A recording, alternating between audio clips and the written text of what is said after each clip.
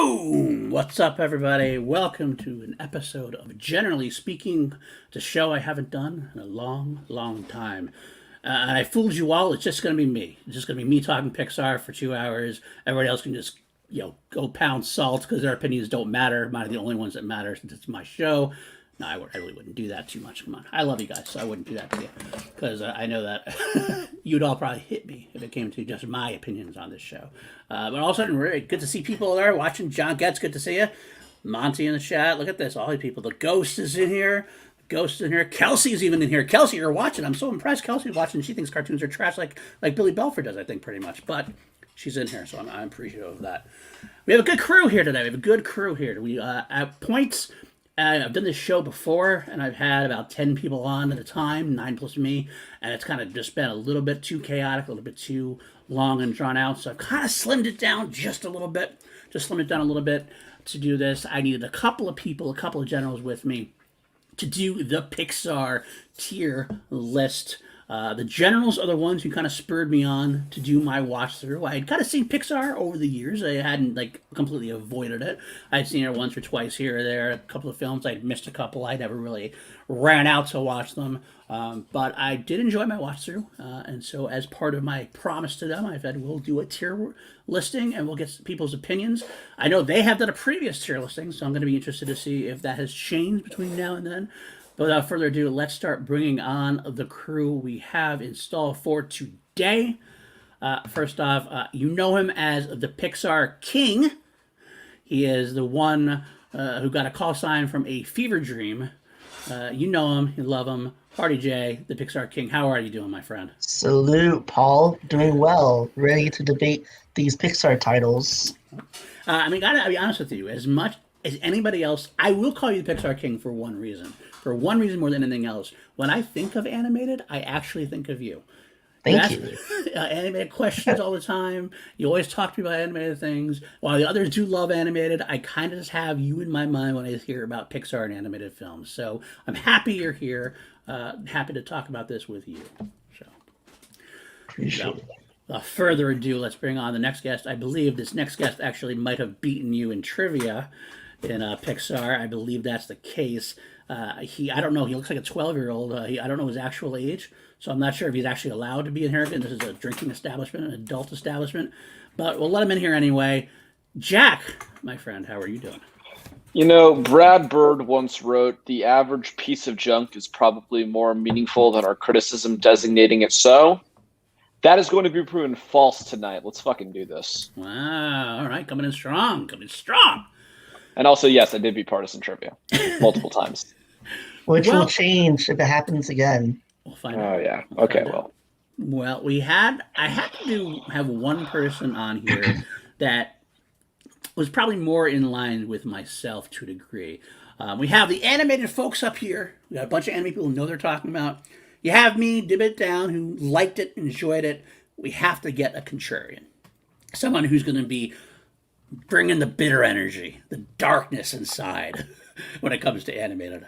At least I feel that's what he does all the time. But I love it because I need some backup potentially. Without further ado, he was on Scoundrels of the Forest earlier for his first, I think maybe his first appearance on PLD projects. I'm not sure if Zach ever actually made it onto a PLD project show before, but we'll find out soon. It is Zach McDonald. How are you doing, my friend? I'm doing great, but I mean, you made me sound like I'm like the villain of this show right now. I'm just here to talk just like everybody else, okay? Is that what it is? Just because I don't like these movies as much doesn't mean I'm like evil and gonna like hunt these people down or something. Come on, man. Well, we'll find out. We'll have to see how heated it gets. Sometimes it can get that heated. We'll have to find out. But all right, we'll see. We'll see. Without further ado, we do have one last person. This is the person who I believe, if I have to give credit where credit's due, did talk to me first about doing a Pixar tier ranking. When I first mentioned my Pixar watch through, she kind of said, "This is what we got to do. You got to do a Pixar tier listing on PLD projects." And I said, okay, I will do it for you. She's got a little bit of something going on. I'm not sure what it is. She had a surprise for us. We'll find out what it is. Let's see. Wow. Live from the Montyverse. I'm going to put that, let me see if I can put that full screen there. I said I didn't want from the Montyverse. Wow, where is he? The best part would have been if you had him in the background, just like leering over, like kind of make Just this. like I needed more Monty, and made it And, happen. well, Monty, Zach, what? I'm sorry to break that to you. It's funny that Monty was one of the ones we considered putting on this episode. He's going to be in some future episodes of PLD Projects. We had some talks earlier today, but he still has to find his way in because that's the kind of guy he is. He's got to make his way known. He's got to make his presence felt. So what a better way to do so than is the background for Nikki. But yes, it does look like it is familiar to a few of our friends. So, I've never but seen it you know before. what? We are here to talk Pixar as only we can. If anybody wants to throw in their talk as well, you can throw it out in streamlabs.com/PLD projects. Throw it in the chat. You can also go to PLD Projects on TeePublic if you want to get any merchandise. I always have to at least plug a little bit once. Not pushing, but if you want to, it's there. Without further ado, though, let's get this underway. Let's bring on the tier list. The tier list is right there. Pixar Animation Studios, 2021. Everything except for, of course, the one that's coming out in a couple weeks, as I was informed. Luca, is it that's what it's called? Yeah, Luca. Okay. I'll put that down now. So that's the one coming out. I obviously can't include that because none of us have seen it yet. Although I'm almost surprised that you guys haven't seen it yet because you guys are so in depth that I would think that you would find a way to hack the mainframe. Have watched it at least 3 times by now. we're working on it. I got a guy. You got a guy? Okay, so also to be clear, the top of the list is steer. Yes. Okay. It is steer Got it. because you steered up to Okay. the top of the list. Okay. Because as you know, we're going to have a bell curve, so you kind of got to steer your way around the big curve to get to the top. That's the mindset. Either that, or I just wasn't clever enough to come up with something awesome. That could probably more likely to be true.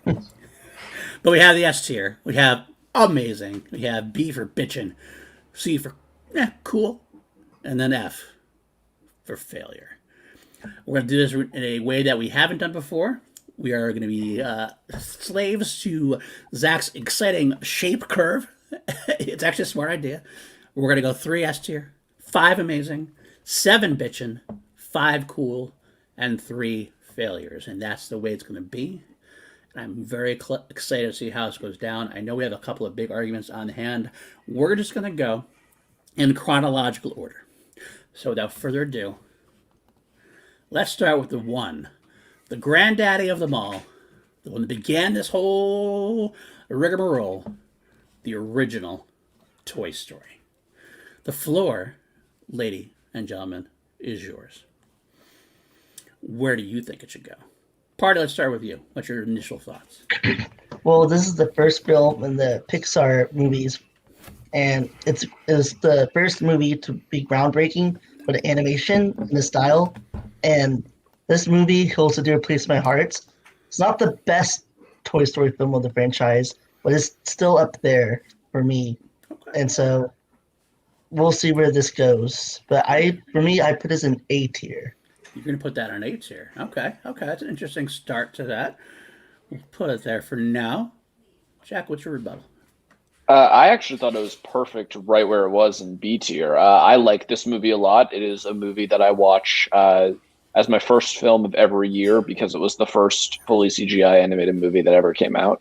I love the dynamic between the characters. It clearly put Pixar on the map in a way that no real other studio has been before. But I will admit that as Pixar has gone on and as they have grown as a company, so have their stories. It's a pretty generic story.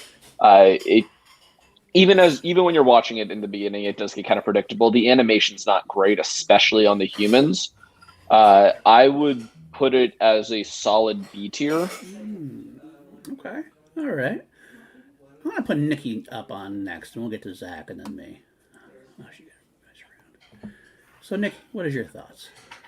I know you and I have had many conversations about our differing opinions on this. I'll be totally honest, given the threshold that we're putting in each tier, I could go low A or high B personally. I do love this movie and it was very groundbreaking, but kind of piggybacking off of Jack. I don't want to give it like so much credit for being groundbreaking when it does not age as well animation wise as the others. I don't particularly love a lot of the mean-spirited humor in this movie as much, because obviously Woody and Buzz and all of them grow as characters, but it's a little heavy-handed for me. I'm kind of the mind that if you're gonna go mean-spirited humor, like just go balls to the walls. Like, I don't know how familiar you all are with the Black Friday cut, which I've heard was a complete disaster, but where Woody was just like a straight up villain, which to me personally, honestly, sounds more even funnier, to be perfectly honest. But obviously that wouldn't work for a family film. But I mean, I still absolutely, this movie is incredible. Sid, I think, is a very interesting, like it's weird to call him a villain, but at the same time, like as a villainous character, I do enjoy him. So I I lean B because it's definitely not my personal top 8 at all, but I would not be mad at lower A either. Okay, I just want to throw it out there. Yes, I get that. I kind of said that. I initially had C, D, and F, and then I realized I wanted to cut it down. That's why I had cool. So I'll change it to cool enough. That sounds a little less powerful, because honestly speaking, it's cool enough. Can we change B to B's knees in honor of the School of Rock watch along that happened last night? Zach, for you, I will do that. I will do that. Thank you. Bees, knees. How about that? Love There that you go. movie. Excellent. Fair enough. But that's the most important thing about this discussion is the name of the tiers. I agree. Zach, what is your thoughts about Toy Story? Nothing controversial here. I pretty much am in line with what everyone has said here. My instinct is low A, high B, based on the way we've sort of established the 3, 5, 7, and so on. That feels right. Obviously, I mean, this has to get some credit for creating these iconic characters. That doesn't happen if the movie isn't good. It doesn't connect with people in a meaningful way. So I know it's. I don't love giving things credit just for being the first, but I mean, if it's good enough to latch on, or for people to latch on to, then I think that says something about it. So That actually, I agree with. That's my thoughts too, as well. Initially, as you'll find out, since I have a letterbox, so you guys go sneak a peek at that if you want to. I know Jack told me before the show that he actually is looking at it right now as we speak. It would be falling in the A tier for me as well. I'll say that I like this one quite a bit. I do agree, Zach, that it has to get a lot of credit for starting. We don't get 23 films, 22 with John Ratzenberger, without the first one making its presence felt. And this was amazing at the time. It kind of like had a moment that it showed that you could have. I mean, not that no animation's ever done this before, but it did. I thought it made a great balance between being good for children, but also being good for the parents, bringing them to the movie as well. There's enough humor on both sides you can go through. And Tom Hanks did a great job. Tim Allen's probably one of his best roles. To be honest with you, not that he's done a lot of great roles, I'll be honest, but you gotta give credit where credit's due. He does great here. And the voice work is phenomenal. The animation was something different at the time, and it was it laid some great groundwork for the rest of the franchise. So I think at this point I have to put it in A. It lasted an S tier for a long time for me. I will when I went to my watch through, because as you guys know, or maybe the audience you don't know, when I did my watch through, I kind of like updated as I went along with my rankings of what was best. I believe this would have lasted next year for quite a while. But A, I think, is pretty popular for now. I think we should leave it for that, and then we'll move on because we're going to get into more arguments later on. The second one would be A Bug's Life. Let's go backwards this time. Zach, what's your thoughts on A Bug's Life? I mean, I also did a Pixar watch through a couple months before you did. Mm-hmm. I had seen a handful of them already, so I kind of skipped them. But A Bug's Life was one that I hadn't seen previously. Mm-hmm. And frankly, like, I enjoyed it. I don't know if it has to do with, in real life, I'm an engineer. So what's the main character in this movie's name? Flick. Yeah. Like Flick was sort of like inventive. And so I kind of connected with him on that level. And I enjoyed seeing his ingenuity be sort of the spark and the drive of the story. So, I mean, for me, yeah, B feels pretty good. I know it'll probably end up C or maybe low B, but I like it in B, personally. Yeah, impressive. Okay. Nikki, how about you on this one? I'm going to probably, at the risk of not mentioning this repeatedly, I'm just going to get out of the way. I think the way that I'm sure many others view these films in general are through the lens of as a Pixar film as opposed to just an animated film. So I think as a result of that, I I find this movie to be passable, but it does not come close to meeting my expectations that I would for a Pixar film. I never had as huge an attachment to it as a child, so I think that's part of it as well. I don't have any nostalgia for it. And I think, again, looking back, it has like over 90% Rotten Tomatoes, which blows my mind personally. Not because I think it's awful, but to me, I find it, again, just mostly passable. I like Flick enough, but on the whole, I don't ever really go back to it. I just don't find it particularly funny. I think Francis and the whole circus are enjoyable, but there's nothing that really stands out to me. I will give it credit. I think the animation does look amazing, and it only came 3 years after Toy Story, which I think that was a pretty good feat. I cannot go higher than C, though. I could even on a personal level, it's in my bottom 4 or 5 at this point for certain. But I also don't have a whole lot against it. I'm just very about it. I mean, the roly-polies are hilarious, though, right?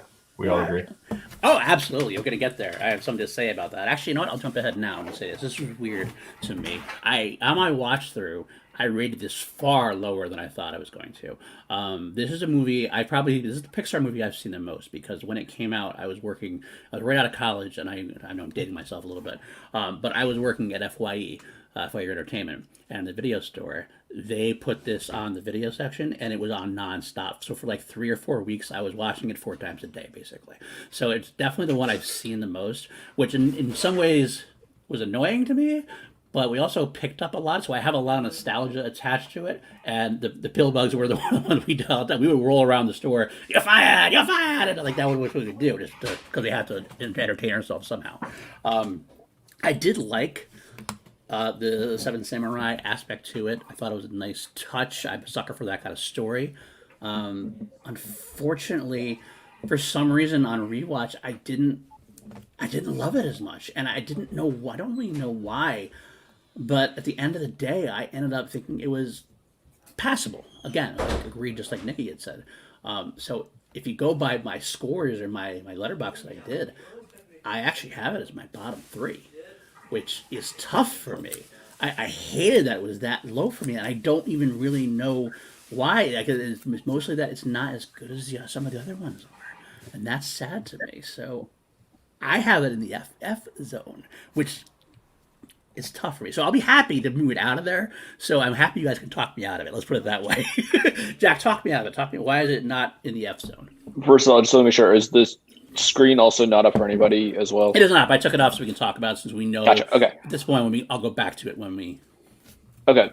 So I'm actually very glad that you added the enough into the C tier, because I think that is the perfect way to describe this movie. It's cool enough. It's a good distraction to throw on for 98, 100 minutes. I feel like kids get a lot more out of this movie than adults would. I disagree slightly with Nikki. I don't think that the animation holds up super well, especially given Finding Nemo, which will come out a couple of years later. The water especially, I think, looks really bad in this movie. It's enjoyable. I do like this movie, and I've seen it, obviously, a fair couple times.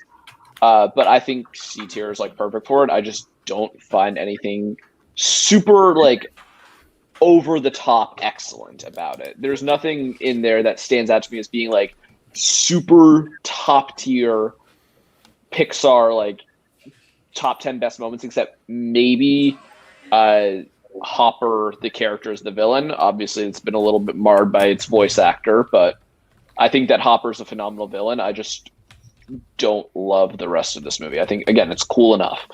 Okay, I get that. Party, talk to me. So this movie, every time this movie would come out on VHS, I would get it. It's a movie I would constantly watch over and over as a kid when we had the VHS era. Not era. I was supposed to say era. And it's like Jack said, the animation part doesn't hold up that well with raindrops when it's falling down. Finding Nemo does a better job. Granted, this is the second film in the whole Pixar filmography, but yes, the actor for Hopper is not a good person, but I think Hopper's one of the best Disney Pixar villains that they ever done. Like we'll get to it later with like Lotso and Underminer, not Underminer, uh, Syndrome, yeah. So like I feel like Hopper's is like one of the first Pixar movies to have a great villain, and it's like for me, I would put it in B tier, like as personally, but I for this case, I'll put it in C tier. Okay, my thoughts on this real quick, and I'm thinking that I think we should for now put it in the B tier. And the reason why is I've always thought it's easier to push something down than to push it up. So without anything further on there, we all seem to agree it's below Toy Story. So we can put it there for now, and with the idea that's probably gonna be pushed down to Zach's dismay, perhaps, and to my dismay a little bit that we're up this high, already. But I think there's a good meeting of the minds for now. So without further ado, let's just move on. We don't want to get drawn into anything too much. The next up would be Toy Story 2. Toy Story 2. I know this is definitely a polarizing choice for some people. There's some This movie's people trash. The movie is trash. Wow, movie is trash. You know what, Zach? You can't say that and not say more. So why don't we start with you on this? I mean the villains, I guess. The prospect, right? This one is the one with the prospector and the toy barn guy. Yep. Yeah. Yeah, I mean they're both just I don't know. They're boring. They're annoying. They redo the story for the most part in the third one much better. The Star Wars parody, like B story plot that's happening, just makes no sense. Like, why is this happening? And man, I got to remember, but I'm pretty sure Woody's arc in this is like non-existent, right? Nothing happens with him. No, he's the whole idea of do I want to go to the museum or do I want to actually be a toy? Does he It's want to be perfectly preserved and adored by millions in a museum, or does he want to have a more finite shelf life with a single human child who will give him unconditional love? And the whole idea of him ripping his arm. And a belonging factor of a belonging Like kind of with dealing with his own mortality in a sense. Can't understand his show. His time with Andy is finite. I think it's not exactly pointless, Zach. I would say it's not pointless. I understand what you're saying, though. It could be. I think he's had better arcs. I think Toy Story 1 and 3 are better arcs than that. Nikki, what do you think about it?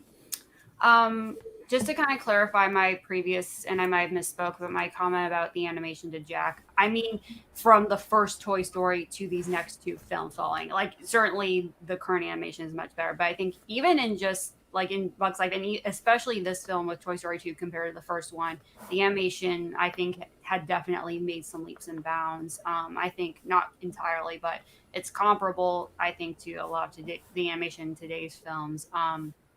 I love this. This is in my top 3 personally.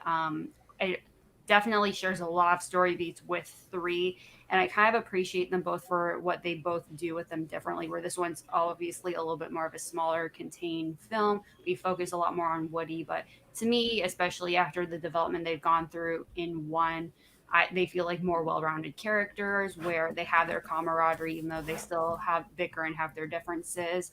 I love the addition of Jessie and Bullseye, which Jessie could have fallen into the pitfall of being just super annoying with how over hyperactive she is. I do not find her that way. I don't think she's a perfect character, but I do find her effective. I love her backstory. And of course, the scene with such a heartbreaker of a song, When She Loved Me. I'd probably rewatched this movie more than any Pixar movie, period, besides Up probably. And I just adore this. This is easily in my top 3. Top 3? Yes. Top 3 Toy Story movies? That makes sense. Wow.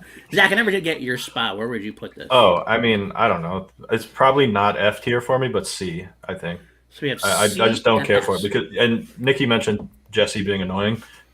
Yes, I find her very annoying. Well, I also find Al and the Prospector to be good villains. Okay, so we got an S tier vote and a C tier vote. Okay, Jack, what do you think? So I am personally of the opinion that none of the Toy Story movies are that great, except for this one.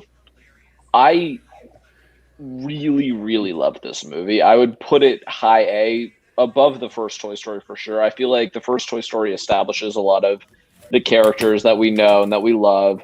And then this one is really able to take its time to expand on them. I really do. I know Zach was talking about how he doesn't love Woody's arc, but I adore what they do with Woody in this movie, especially the whole idea of like he's always had this reality of what it's like to be a toy, and especially what it's like to be one of the favorite toys.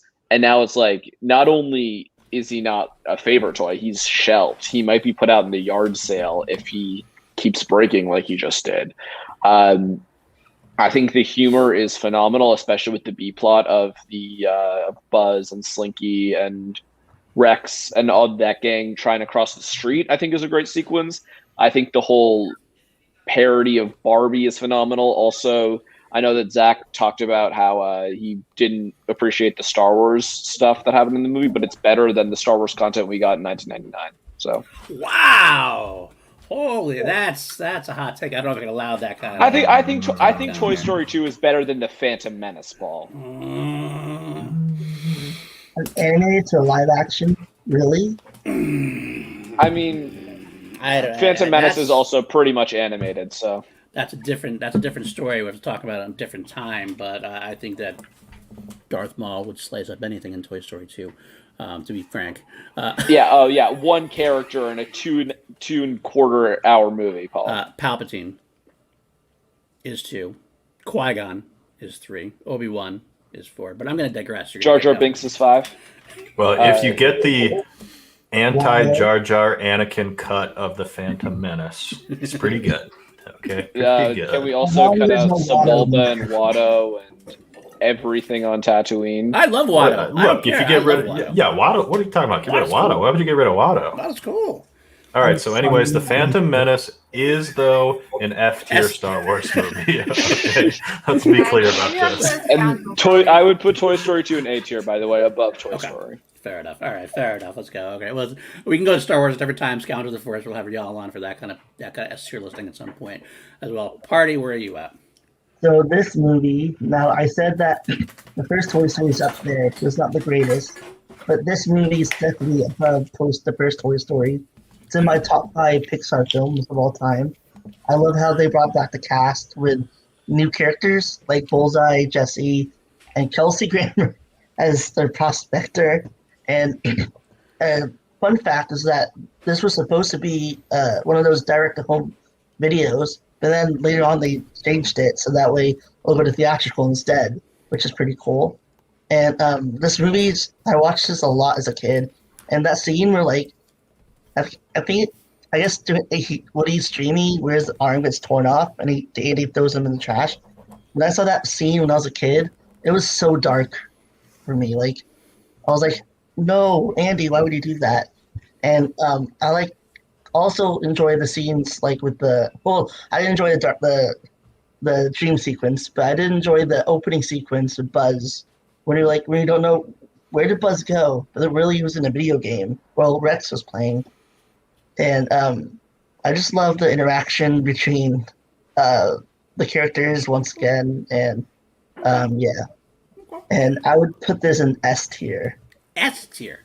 Oh wow. My God, what are you doing here? Okay, look, let me say right now, I actually will be more on the side of Zach on this. I am a voice of reason, I'd like to say. In this case, I think you guys are all nuts. I don't think this is S tier at all. I mean, I think I liked it better than Zach did. I actually do like it better than Bug's Life, for example. Overall, I did appreciate the Star Wars humor. I think maybe I'm more easily amused by it. Maybe I was just, hey, it's Star Wars, that's great, I'm happy. That could be it. I could be totally like a happy place because, hey, it's cool, Star Wars, I know that. I think retroactively, Toy Story 3 makes this a waste of time. I think Toy Story 3 does do it the same beats in a much better way. I am not annoyed by Jessie, though. I did appreciate her character. I think she adds a lot to the series, and that's one plus I give it. But again, it doesn't matter because Toy Story 3 does the same beats and doesn't matter. So I initially have it I believe I had it right solidly in the B tier. So considering you guys have an SA and Zach's in the C, I think B tier might be the best place for it. I'm going to argue 2 of us have S and 1 has A. So S S A B C. All right, fine. I'm That changing mine seems- to F. Put it in D. Oh, yeah. That's still higher echelon though. S S Yeah. A B F would still put it higher has echelon. to I think be- that means it would go in A below Toy But Story. or like bottom of A. All right. Yeah. I'm willing to do that for now. Mhm. Zach is going to get pushed down. It's okay. It'll get pushed down. If I mean, at the end of this movie, Woody's the same as he is at the end of the first one, right? Like his trials and tribulations in this movie are meaningless, and at the end, they do I not. would disagree because Yeah. now That's about it. That's Toy about Story. that Toy movie's Story 3 follows through on this idea of growing up and moving on but the from your difference- about- Yeah, toys. but Andy's not grown up yet. yeah, he like Yeah. Woody So does then not don't- conceptualize the fact that he has to find that like that's going to happen yet. And by the time he's in Toy Story 3, he's matured. He knows it's coming to an end. His time with Andy's coming to an end. But he goes to the same thing then, though. no, Shouldn't he have grown he by doesn't. then? Because Should he he know fully this was coming? accepted it in Toy Story 3. But he didn't. So he didn't accept it in 2. Isn't that the idea No, that he accepted he it in actually 2? did No, not. he- On forever. No, because he has to go through that acceptance because he's a very matured character in 3 where he knows that like he has finite time with Andy, and even though he doesn't want to go to the attic, he's willing to do that and do what it takes. But in 3, in the second one, he still has a lot of growing up to do though. With it. But I feel like he didn't grow up at all until I think in 3 he does that growing up in 3. Does he fight against having to go to the attic though?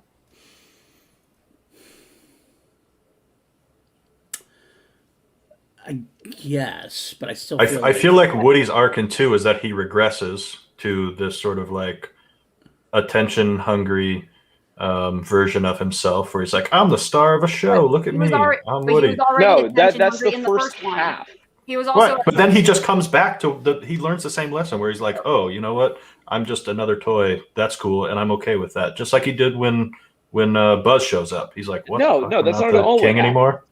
It's not at all what it is. I don't know what Disney- you're watching that, but I disagree. Yeah. Hey, man. One is about Look, his guys, I've watched this movie Buzz. maybe 2 times. One of them was when it first came out, probably. All right, I'm going on vibes here. Okay, those are the vibes I remember from this Well, movie. I think we've made our feelings clear. You have. Yeah. You know what? We're going to move on. We're going to move on. But as of right now, especially in the reason why we can move on is that I will put it at the bottom of A for now. It is below Toy Story. I believe all of us except for Zach think that Toy Story 2 is better than Bug's Life. That's the thing.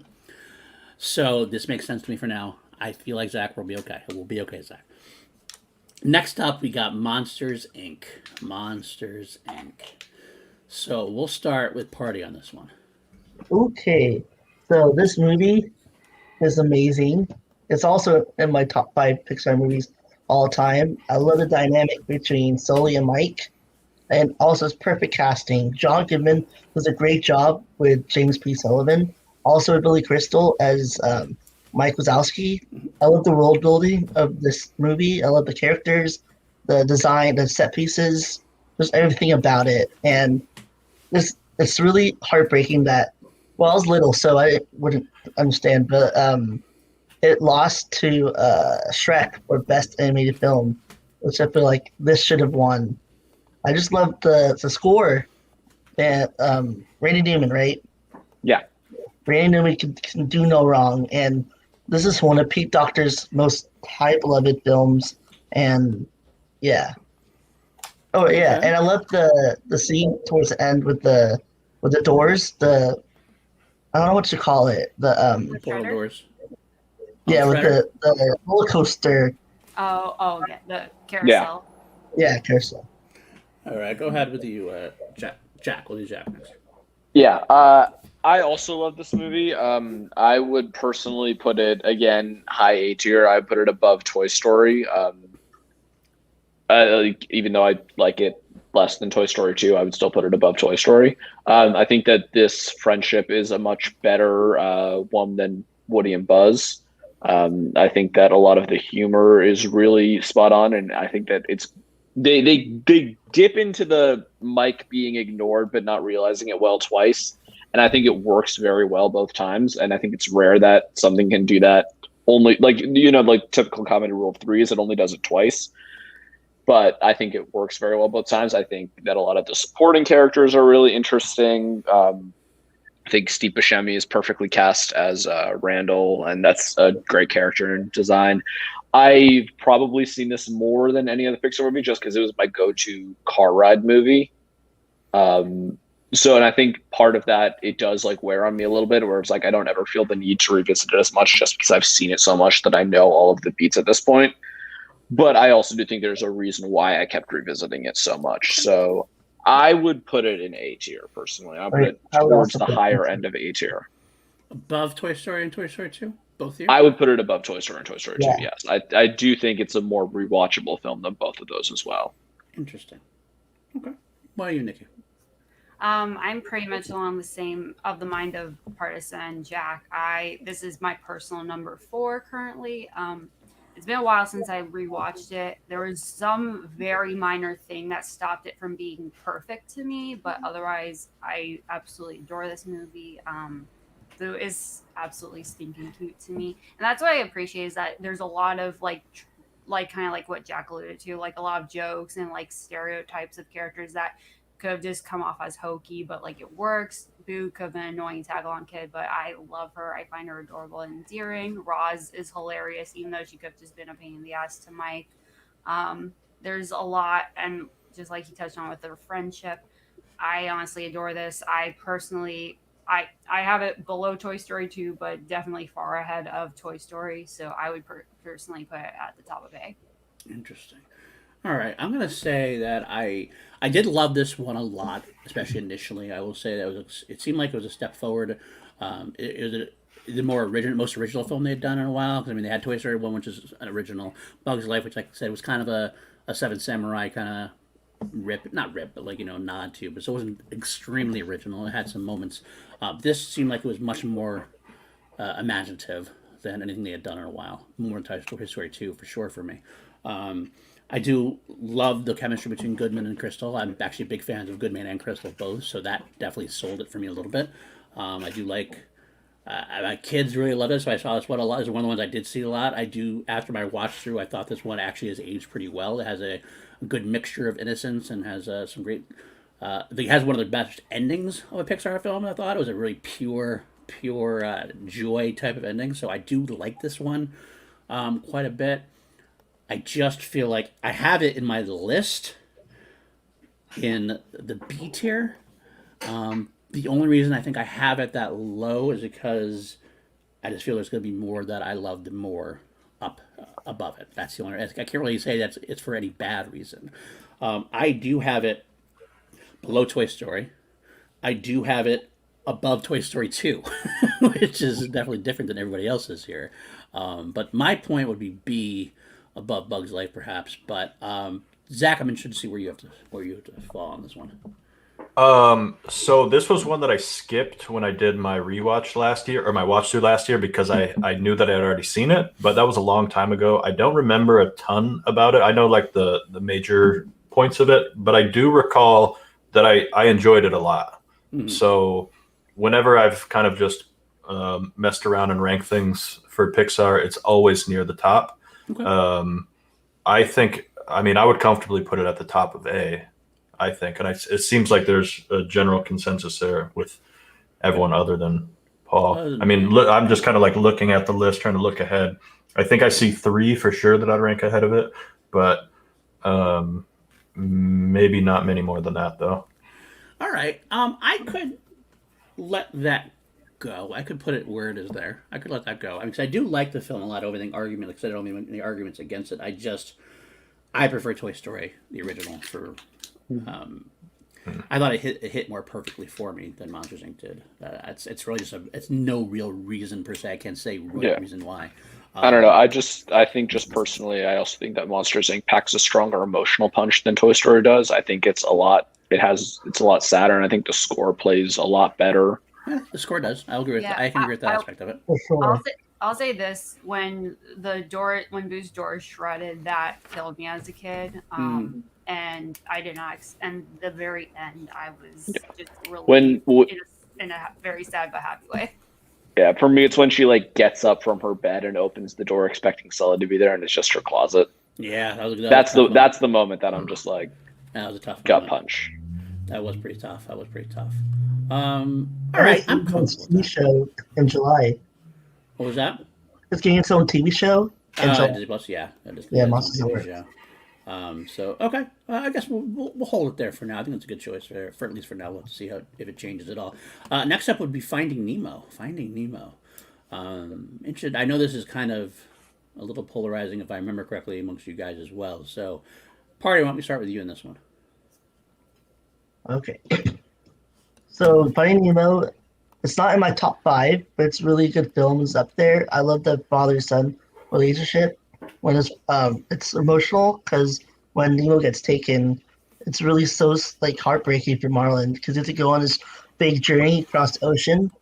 And what I don't like is yes, Dory is like supposed to be unforgettable, not unforgettable, like her memory is unforgettable.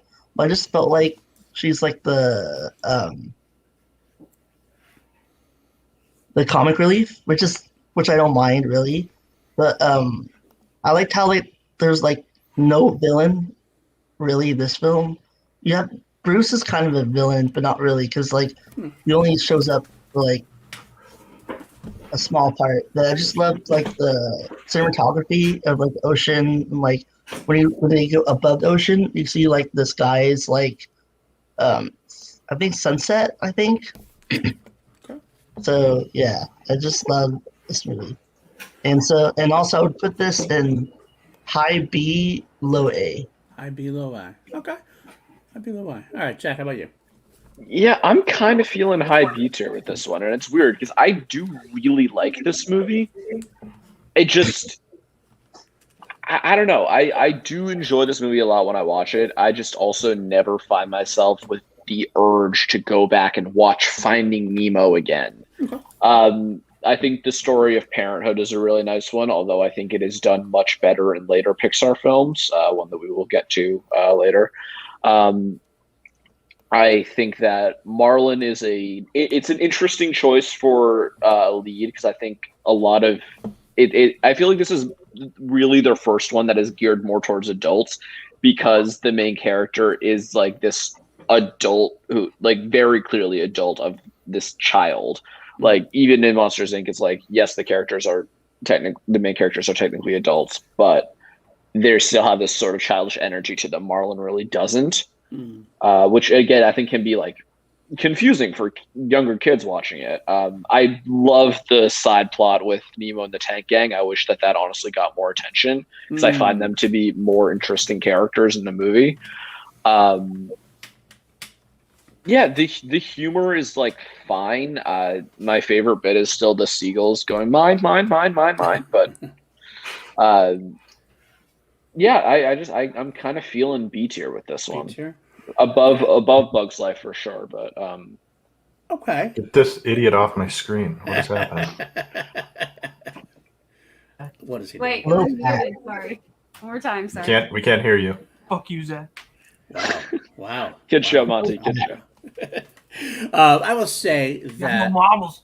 You're not on the show. Go away. I will say that I actually agree with Jack in terms of I do think it's a B level film myself. I would put it above Bug's Life. I do think it is one of the first kind of mainly adult films. The problem I always had with it is that it felt like it got a little aimless and overdrawn during the second act. Got a little frantic in the final act, which it was almost too much of a juxtaposition in a way. Dory's a character I actually have a love-hate relationship with. I think she has some of the most genuine moments in the film, but at the same time, she can get very grating very quickly to me. I found Marlin to be sometimes the same way. I found I think Albert Brooks gives a wonderful voice performance in it, but the character itself, I kind of felt like, especially as a parent, I should have connected with him a little more. I felt he was a little too much. I hate saying this. This is going to sound ridiculous. It was almost too cartoonish. I know that makes no sense because it's a cartoon, but it just was too overdrawn for what they were going for. Is what I felt like. So it felt like it was more of a better series of moments, really, and character arcs than a overall film. It was a little too disjointed at times. I still give it a high ranking. I still think it's a very interesting tale. It's an interesting story.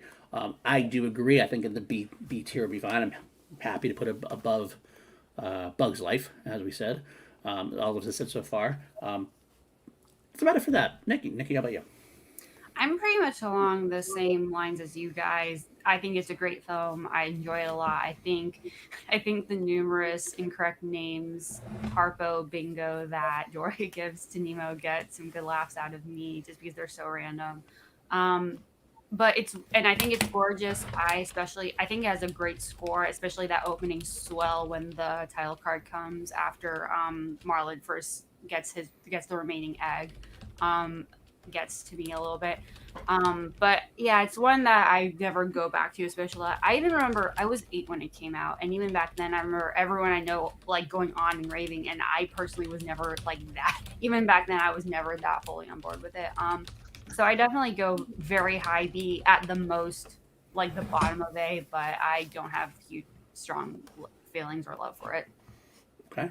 Zach, let it out. All right, so this is another one that I skipped when I did my watch through last year, and I think that was a mistake because now that I'm being forced to like think about it and potentially talk about it, I'm remembering that I don't remember anything about this movie. Again, just going purely off like vibe check, I'm pretty sure this would be like B tier for me though. Like I don't remember any of the story beats, but like that probably says something about it. Where Monsters Inc., I remember being like, hey, I really enjoy that movie.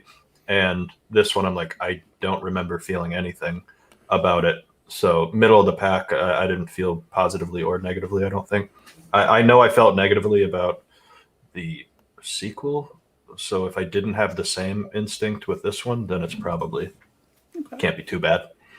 So are we comfortable then? Are you? I know you like Bugs Life. Are you comfortable with it being above Bugs Life? Yes. I mean, Yeah. Easily. sure. I mean, what can I say to argue against it? Okay. I don't remember the movie. Right. Okay. All right. That seems good. I think we all agreed with it. Did I have it above? Actually, I'll be honest here that I believe did I have it? No, I actually had it below Toy Story 2. Actually, still, so it does fit pretty well right there for me as well. All right, let's move on then to The Incredibles. Can I start this one? No, because I'm going to start this one.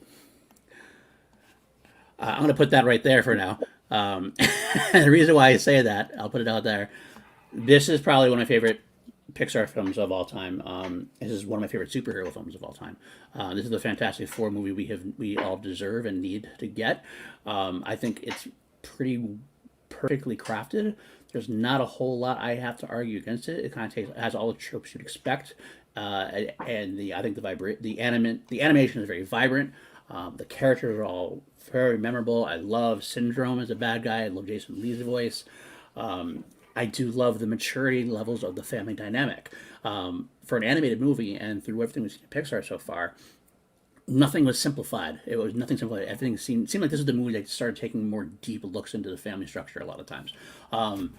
It had this great sense of being able to play kind of like fast and loose. It could poke fun at the same genre it's being, but it still works in that same genre.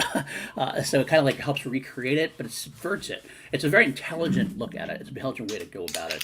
And as far as rewatchability goes, I can rewatch this one anytime. I put it on, I'll sit down and be happy to watch it again. So I love this one particularly. It automatically goes to my S tier. I'm hoping you guys don't argue too much against me. Jack, now you can go ahead. I agree entirely with Paul. This is, I think, the best Pixar movie. It's not necessarily my favorite. I think it's my second favorite, and I think that's where I put it on my list. But I absolutely adore this movie. I agree with Paul. It is one of those ones where I feel like I could watch it over and over and over again, and I would never, ever, ever get tired of it. And I know because I've done that a lot. This is a movie that I could probably quote back to front. It's got so many great jokes, but also just like little lines in there here and there. I think it might have the best singular joke exchange in a Pixar movie of Lucius and his wife arguing about where his super suit is. So good. It is such a good like couplet of dialogue. I also think that this is far and away the best Pixar score. Like there are some pretty great ones coming down the line, but I think like Michael Giacchino is unmatched in Pixar, especially, but like this soars for me. This is such a catchy score. I love the little odes to James Bond. I almost think that the lesser quality of animation that it has for being released in 2004, like, and I mean lesser compared to nowadays, because this was revolutionary for the time, especially given that it's Pixar's first movie to focus exclusively on humans. I think that the sort of like lesser animation almost heightens it because it's like the sort of 60s vibe. This is a phenomenal movie. S tier for sure. Like I said, I think it is the best made Pixar movie. Okay. All right. Party.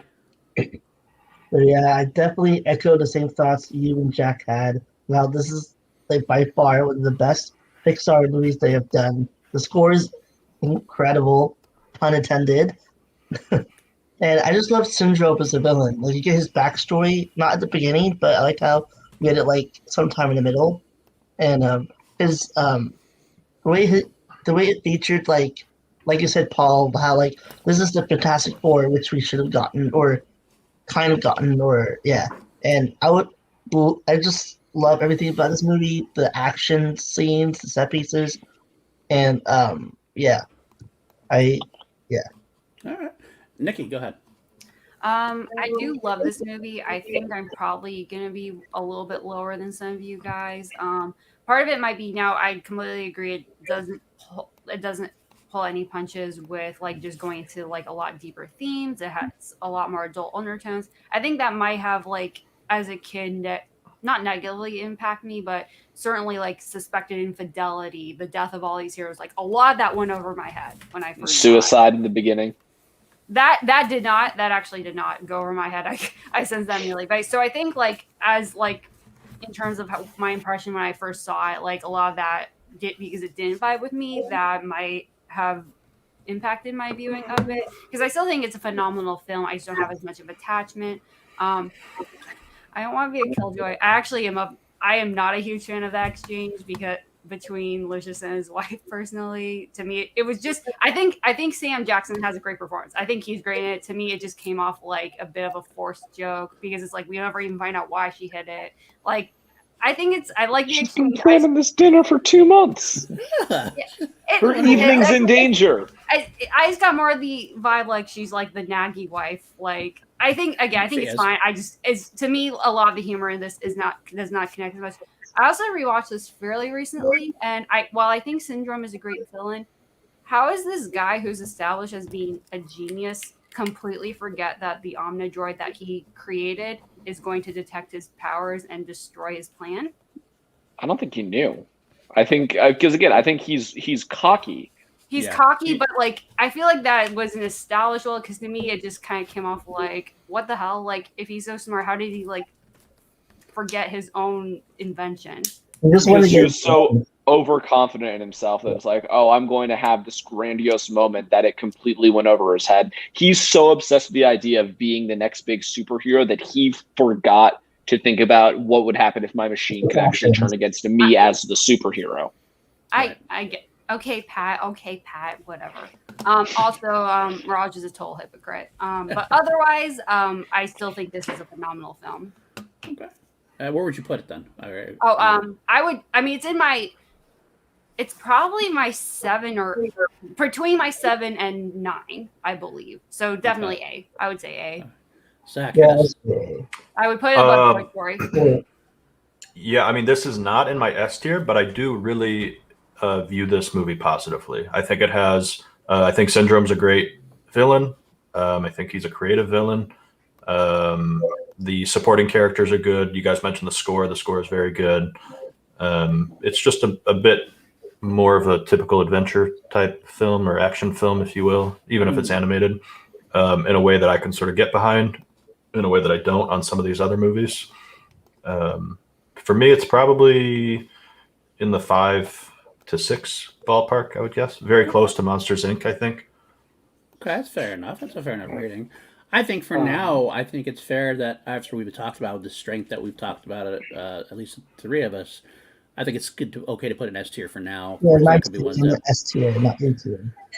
So I also think that it does have some of the darkest stuff, especially even now seeing the movie like probably 15, 20 times by this point. It never fails to like kind of shock me a little bit when Syndrome keeps firing the missiles on the plane despite knowing that there are kids on board. yeah. And I just love Jack's powers. Like, I know we didn't get that much in this film, but we got more of it in the second film. So I actually love that moment too, though, Jack. When it comes to when Helen is yelling at the daughter. What's the daughter's name? I can't remember the daughter's name. Violet. Violet. Do it now. Do it now. Do it now. And she can't do it. She can't do it. I also, It's a touching. I also want to powerful echo the score. I adore the score too. I do wish Ferris was on because I agree with him. So Giacchino's unmatched. Well, that's all right. That's why Ferris is not on for now. Right now, we're keeping us here, and we'll talk. We'll see if it stays there as we go on. All right. Next up, we got the original Cars film. This is an interesting go. Jack, I'll let you go first for this one. I saw you pumping your fist there. Okay, this is a B tier movie with S tier enjoyment. This is not a great movie, but I love it. I really love this movie. Like, it is so ridiculous, and the vocal performances just make it all the funnier.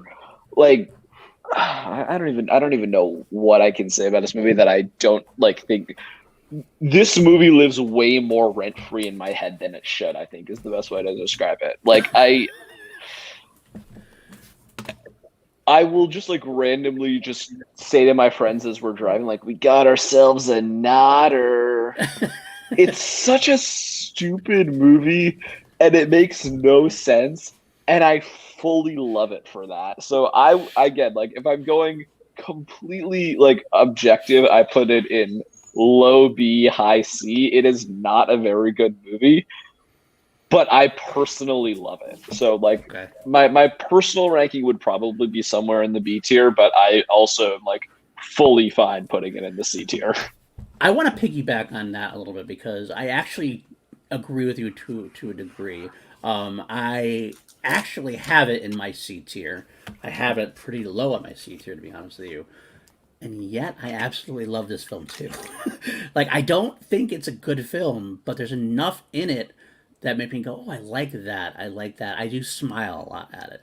I don't know if it's Owen Wilson's voice, who I like Owen Wilson. I don't know if it was just the Mater parts, which were very humorous enough the first time you meet him. I mean, we're going to talk about him later on. I think he definitely grates as he goes on. But the first film, he was still kind of amusing. I do love any film that has George Carlin in it in any way, shape, or form. I'm a big George Carlin fan, so hearing his voice will automatically kick it up a notch for me. And I do think there's a great relationship between Lightning McQueen and Doc Hudson. I do love that relationship. It's a gruff, heartwarming bit. I know Bateman talks about it a lot. That's his favorite part about it because he loved Paul Newman. I'm a big Paul Newman fan too, so I actually do agree with Bateman to a degree on that. Unfortunately, if I have to be honest, in comparison to everything else, it's below everything else. Although I would put it above Bug's Life. I still would put it above Bug's Life for me. I agree. It's crazy. It's crazy talk. And I don't know if it's better than Bug's Life or if it's just more amusing than I don't think it is, but again, I just love it. So if it ends up being below Bug's Life, I'm okay with that, and I get that. I do like it a lot, though, but it is what it is. Go ahead, Nikki. Let's see what you have to say about it. I'm kind of along the same lines.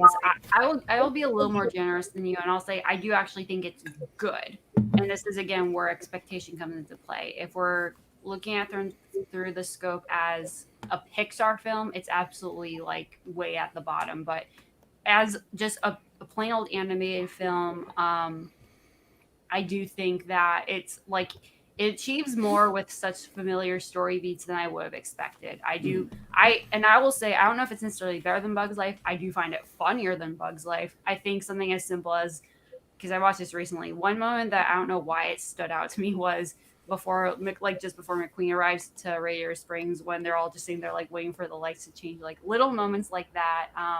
I think Mater does detract from it though.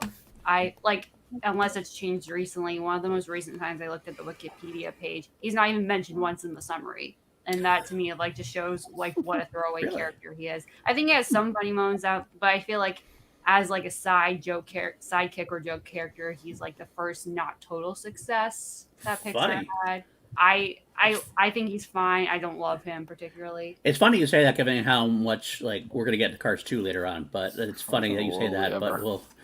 But continue. I'm sorry, I didn't say that. No, so overall, I am positive on it. I still very much enjoy it. I do obviously think it's well below a lot of these, but I would say, and this is a case to where it's like it's more so just because everything else is so much better. I would say C tier, even though I think it has the potential to be on B.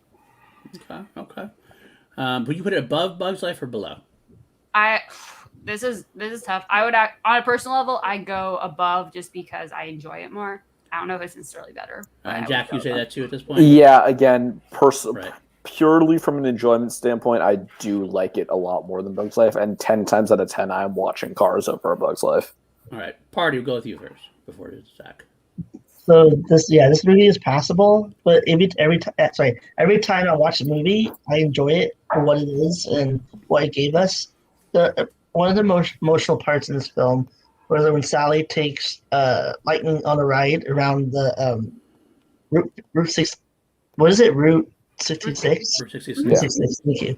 So yeah, when they go to the gas station, deserted gas station, she tells them about what happened to the whole town. Well, like as in a montage with a song, which gets me every time. And there are no high stakes in this film, but it's just an adorable movie to put on. I can even watch this in the background or like anything. And this is I know we'll get to it later with the horrible sequel, but I still find Mater in this film annoying. And yes, he's supposed to be the comic relief, but yeah, I would put this in the C tier. No, the comedy is so much more from Owen Wilson in this movie than Mater. I agree. I'm a fan of Owen Wilson. So I do The like grandpa Owen Wilson. car. So I'll go with that. All Oh, right, yeah, I Zach. like Owen Wilson more than the actor. Larry that the plays- Cable Guy. Yeah, and for me, this is like rock solid C tier, right? And Pat kind of stole my thunder in the chat, but yes, this movie does suffer from having Larry the Cable Guy playing Larry the Cable Guy Yeah. in it, because it can essentially never feel like a contemporary movie anymore. And also, just like in general, anthropomorphic vehicles do nothing for me. In general, this movie does nothing for me. It's not like something that I watch and go like, wow, that was bad. But I get like no positive feelings from it really when I watch it. I understand that. I get that definitely. I mean, I do appreciate it enough, but I'm not arguing. I can't argue against that either. It's not a great film. So Basically, what I just heard Zach say was that Cars is a period piece, and I think that we should give it credit for that. I do love the song "Life is a Highway" because that song I always put on the radio when I'm driving around town as well. Yeah, Rascal Flatts bumps. It's phenomenal. Oof, you guys are killing me. Rascal Flatts is Tom Cochran. Is the original. Go with the original. I know I'm old now, but that's all right. I mean, we have 3 people saying this is C and 2 people saying that they don't think it's good, but they enjoy it anyway. I think that's Well, that's the thing is that I do think it's C, but I also still think it's better than A Bug's Life, which is why I would put it there. But unfortunately, everybody else, we did get Bug's Life to B's, and everybody else seems that C as that. So maybe Bug's Life is going to go above it. I'm willing to do it. Unfortunately, it's the way. I heard C, Bug's Life goes to C. But Bug's Life is staying at B at this point. At this point, we're going to put Cars below it, even though a few of us might be looking better. Again, that's definitely fair. It's a bad movie, but again, I get it. Rusties. It's so funny. It's All right, let's. I don't understand that reference. Ratatouille. All right, I know this has some strong feelings from some people in here. Yeah, I almost want to start. We should start with Paul here because I think he's got the hottest take here. Start with me? No, I'm gonna start. I'm gonna let you guys get your thoughts out. Go ahead, Zach, first. Okay, I'll go first. This is the first one that I would put in the S tier. This is my number 3 Pixar movie. Wow. I don't know why. I thought it was fun. I like the dynamic. And I don't know if it's What were the circumstances that I watched this? Oh, I remember. I watched it because of the general debate. Oh no, I didn't. I watched it just before the general debate, so I had it on the mind when the general debate happened. Maybe that's tainting my opinion or biasing me in a positive way that I wasn't expecting. But I don't know. When I watched it last year, I thought it was a fun movie. I really enjoyed it. I liked the sort of about face that whatever the food reviewer guy does at the end. Mm-hmm. And just in general, I thought the premise was funny and fun, and I liked all the characters. Okay. Nikki, hit me. I adore this movie. This is my number 5. So I can't obviously again go as far as say S, but definitely high A for sure. Not below Monsters Inc. though. I'm trying to think of the best way to describe it. Just this movie just works for me so well. It's another one that has a little bit more adult overtones, but it just always had a connection with me. Obviously, it has a cheesy but somehow a very profound message to it about just anyone having capabilities no matter where they're from and if they put the work in for it. Obviously, food porn is always enjoyable to watch. Ego is a phenomenal character for you. And last time I rewatched it, he had a larger role than I remember him having, and he just sets the tone for so much of the movie. I think Skinner is a little bit like he's kind of corny as a villain, but he still works for where he is, and the way he just commercializes everything, it stinks too much of reality. But I'm a little bit of a sucker for I'm forgetting the French song that plays after Linguini gets to the restaurant, but I thought that song and some of the music in this is gorgeous. So this is very high for me. So definitely A. Okay, so you're saying A tier for you, correct? I would say A below Monsters Inc. Zach, what did you say for it? I think I asked you Oh, that's my number 3, so I would have it in the S tier. You have an S tier. Wow. Okay. Yeah. Party. What's your take on it? So I love this movie as well. It's not top 10. Well, it's a low top 10 for me. I just love the food, like the way that they present the food in this film. It's so delicious. Like they actually get the design of the food correctly, and the cinematography itself is beautiful. Like when Remy, was his name Remy? Yeah. Remy the Ratatouille. The rat. When he looks over Paris, you can really sense like you're actually there, like you're experiencing it with him. And I agree with Nikki about Skinner. Like he's just like there to be like as a setup villain, which he's not in it that much. But I just love the tone of the movie, and I don't remember if this is the only movie which I actually. I take that back. I think this is the only movie which puts it above another movie which we'll talk about later. Okay. So Yes. if you're saying top 10, that means for you it's actually in the B tier. So. Yeah. Wow. Okay. So Well, yeah, I mean, is it like top 8 though? Or would it be in your 9 or 10 slot? Top 7 or 8. Okay, so 8 here. Low low A. A, Low A. Yeah, low A. potentially. Okay. Yeah.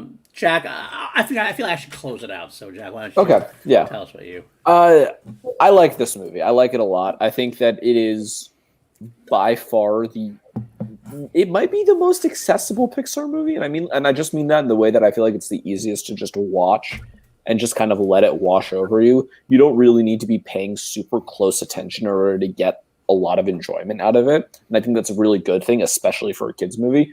I do think that there's a lot, however, that I think adults will get out of it if they're paying attention. I'm going to be honest, this movie flew over my head when I first saw it.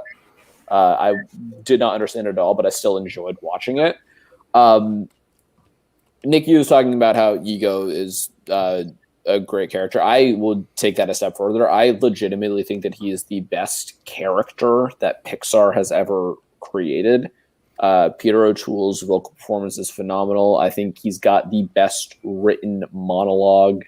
One of the greatest monologues I think ever stated, and it is so profound, and especially in the space that we're all kind of in terms of film criticism, where it's like we're so ready to just pick something apart and we don't ever really stop to consider just how much hard work goes into some of these things. And I think it is something that is really just, it's important to remember that whole idea of the average piece of junk being meaningful.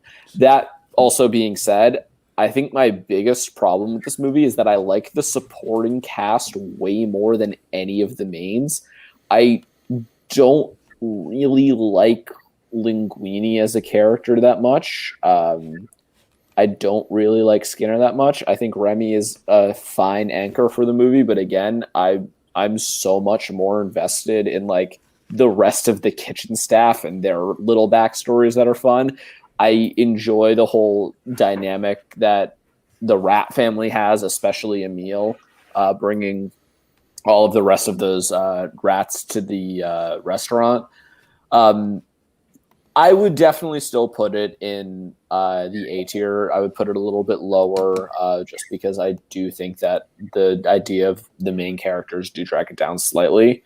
But I do really, really like this movie a lot. And like the last 20 minutes, I would say, of this movie, 20, 30 minutes are just unmatched. And I think that its strong ending is way more important to have than a strong beginning. Yeah, and it's interesting too that you say that it's the most accessible Pixar film, and you talk about how good of a character Ego is. Because one, me not as a animated or Pixar connoisseur, that probably explains why I enjoy it so much. Mm-hmm. Because as somebody who doesn't watch a lot of these movies, it did feel very accessible. Yeah. And I did love Ego. I thought he was a real great part in this movie. Mm-hmm. Wow. So you said talk about Ego and talk about how Ego. It makes you think about movie criticism and things like that in our space, and talking about how you want to think about things where you don't want to cut things apart for being junk. Let me cut this thing apart for being junk. No, I'm not that big a fan of this one. Not gonna get out of the way. I am a fan of it as a movie overall. I do think. I mean, honestly, I gave it 4 stars. I think it's a very well done movie, but not in the Pixar filmography for me. There's too much I have against it as far as comparisons. I do like Ego. Ego is the best part of the film by far.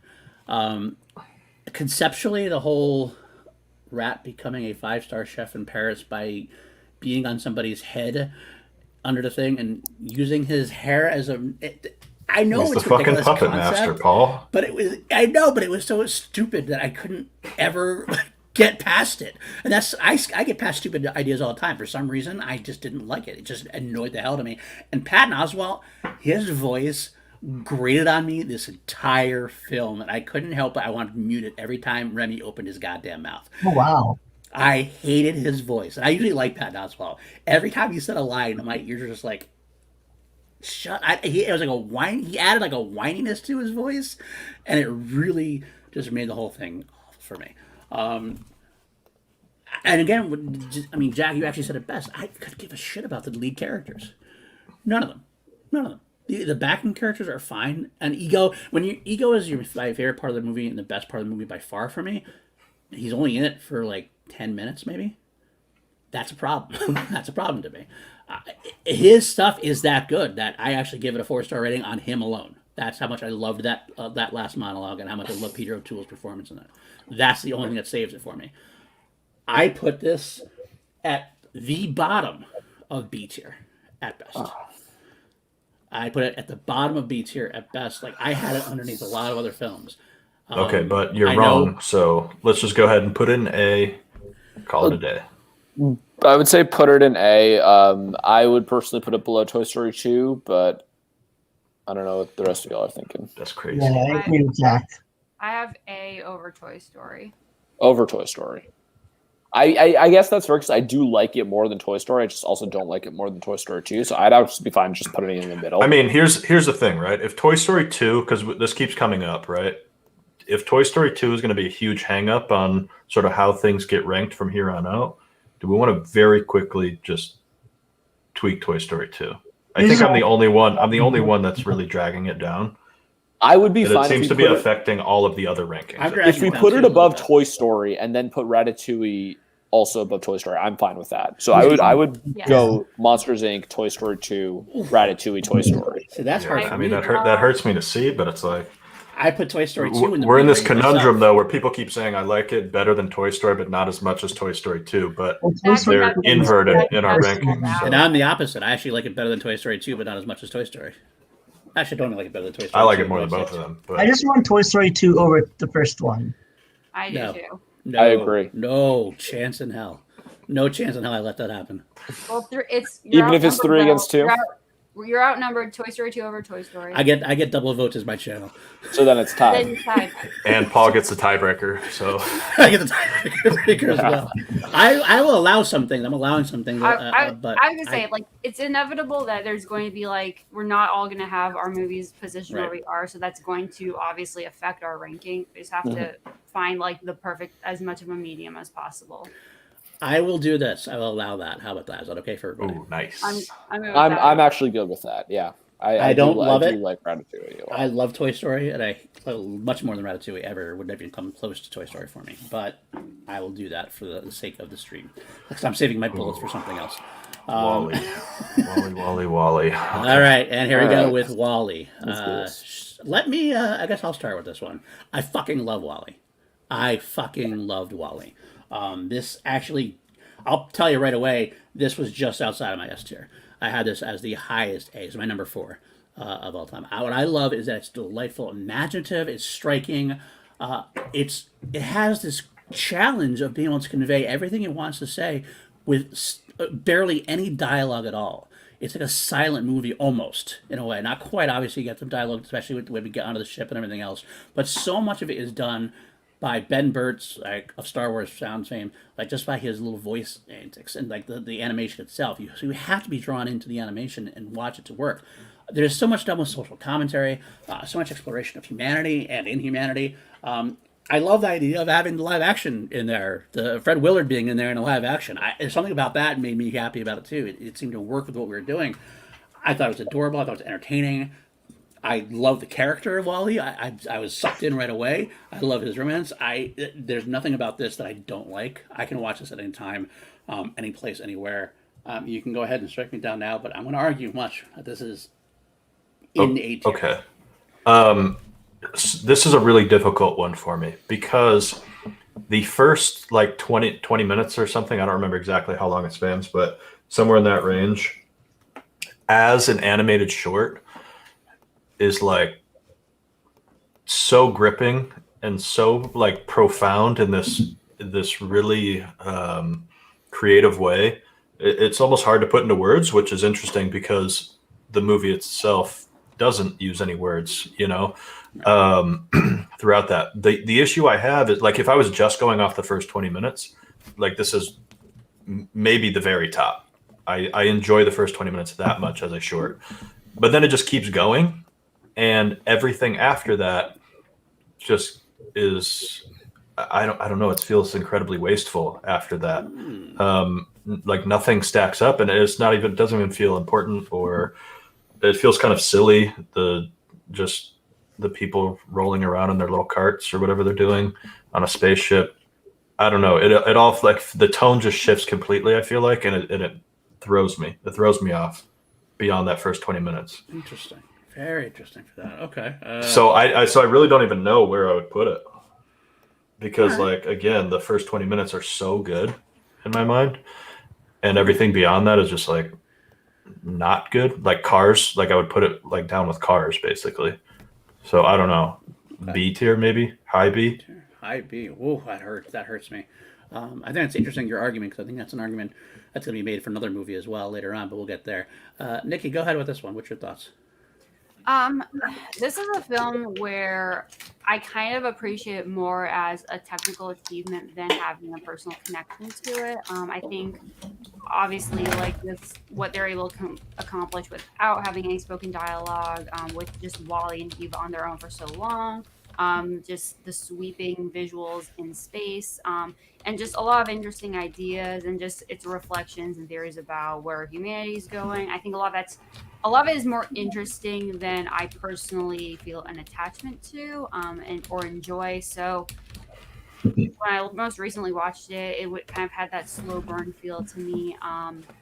It's one that I've always very much enjoyed, just never like had that as much of a connection to. So for me, this is pretty easily a B tier movie. And I completely understand why you like it. This is where, like, just on a personal level, I've never been into hard sci-fi, which I don't know if that explains it well or not, but that might be part of it. I just never had. To me, it's like it's more interesting in theory than I personally enjoy. And I can't even think of anything it can do different. It could even do differently. I think it's just not for me as much, but I very much admire it and appreciate everything it does. And it actually by far has the most Oscar noms for any Pixar film, if that says anything. So on like for visuals and sound, but and I would go high B. Like it's not like it's definitely it's so hard to say this, but honestly, yeah, it's just one that I don't go back to it. And the last time I watched it, I was like, okay, that was great, but I don't feel the need to watch it again soon. Okay. Jack, you gonna save me? Are you gonna First pile of on? all, I'd like to say that Mike Deacon has brought up a phenomenal point in the chat right here. Mm-hmm. I think he makes a good point. Yeah. So we're gonna keep this in our back pocket here. Yeah, I'm sorry, Paul. I can't pull you out of the gutter on this Wow, one. you're once my biggest fan. I am your biggest fan, but I am not Wally's biggest fan. I do like this movie a lot, though. Again, like we're really trying to get into the pins and needles of these because there are 23 Pixar movies, and I would say 19 of them are pretty great, or at least watchable for me. Maybe 18. Cool enough, I would say. Yeah, cool enough. I agree with Zach entirely. The opening 20, 25 minutes of this movie are unmatched. It is so good. And I actually do think that the way to make it that is just have that be the whole movie and just make it an hour and 20 minutes. What if we don't even see the humans? Like, what if they're left to be this kind of like great mystery? Like, we don't know what happened to humanity, but we're able to get this whole story just from the perspective of these robots that have to clean up Earth. Maybe the humans come back as, I don't know. I feel like there are a lot of better ways to do it other than, oh, look, we're going into space now. And again, there are some phenomenal sequences in space. I love the fire extinguisher scene. It is a great scene that takes place in this hour chunk that I really don't care about. And I feel like this is my problem with Andrew Stanton as a Pixar director in general, director of Shimoda and favorite John Carter. He hits the nail on the head way too hard in every single one of the movies he makes. Like Finding Nemo, like, hey guys, family's really important. It's really important, you guys. Guys, I promise you, family, parenthood, so important. Same thing with Wally. Hey guys, the environment, we should save it. Guys, we're ruining ourselves. It's really important that we do this, you guys. And it's just, we get it. We know what the movie's about from like the first 2 minutes when we see the atmosphere of Earth. We know, oh, this is going to be a movie about how the environment is fucked and we should be kinder to it. And I feel like there are so many easier ways for that to be achieved than what they do. Or not even easier, just like subtler. Like, again, I feel like even like kids at that point will get like, oh, this is about the environment. And I feel like they would get that without like the tens of millions of just like, look at all of these lazy people in their chairs. Let's do these really close-up shots throughout the entirety of the movie of just how awful humans have become. And it's just, I don't know. I like the movie and we're grasping at straws here. And it's just, there are just some things that hold me back from it, but I would put it above Finding Nemo because I do think it is a more visually impactful movie. And that first 20 minutes, again, much like with Ratatouille, where the last 20 minutes are the best part. I think the first 20 minutes are the best part of Wally, but I think that the ending is more important than your beginning. Okay. Party, save me here. Okay, so here we go. So the beginning of the movie, beginning and up to where Wally gets on the ship with Eve, I really loved the whole of that length. And then once we got on the ship, I did feel like Zach said earlier about the tone. The tone switches, and it feels like there's for like two different films. It's the whole human plot line was like okay, and like But the whole thing is that we didn't really care about the humans at all. Like they're just there like to move the plot along, which was fine, but passable. And then what really stood out to me is the ending. So like when we get to the middle part, then the ending tried to make like the emotional value when Wally's getting crushed by the I don't know what it's called, but By the when ship, the- basically. Yeah. yeah, yeah, basically that. And then like when they go back to Earth, try to like help Wally, like because like he's broke, he's like dead. I usually call it because he's a robot. But then when they're trying to like to revive him, and like when he loses memory, and Eve's trying to show him that he's Wally, I don't know. I just felt like it didn't really pull emotional value, that emotional value towards me that much. So I still think it's a good movie, and yeah. Also, that ship looked pretty sick, so I don't even blame the humans for just chilling. All right. All right. I will say one last thing. I do think I agree that the 20 minutes, first 20 minutes are better than the rest of the movie. I will agree with that. But I love the first 20 minutes that much. I would love to have seen it go the whole distance in that fashion that we should perform if they could have kept it going. I agree with that. But it's so good enough to me that I would put it up there still. As I said, I had it as my number 4. I know that's way higher than any of you guys do. So, with that in mind, where do we place it then? I think All it's right, I fine guess. where it is. Yeah, actually, I do too. Can I please put it above Toy Story 2, please? I mean, but that's 5 already. So you got to Yeah. start moving stuff down. No, I would That's what would we got. put That would be the 5. That would be the 5. I put Yeah, it but I below just- Toy Story 2 easily. I would put it personally below. I put it Toy below. Story Nemo 2 for is definitely better than Wally. No way, shape, or form is Toy Story 2 better than Wally. Not any I mean, chance. I agree with that, but The vibe. I feel like the vibe is Wally and B tier. I just don't vibe with Toy Story 2 and B tier. I agree with that, but I also know that's a hard hill to climb. No, it's definitely a hard hill to climb. And I think if Toy Story 2 gets knocked down to B tier, we can have a discussion about switching them. But I think for now, Wally and B tier. Yeah, I agree yeah, with Jeff. I agree. Yeah, I You agree. agree with that? I personally put below Nemo, but I know that a lot of you.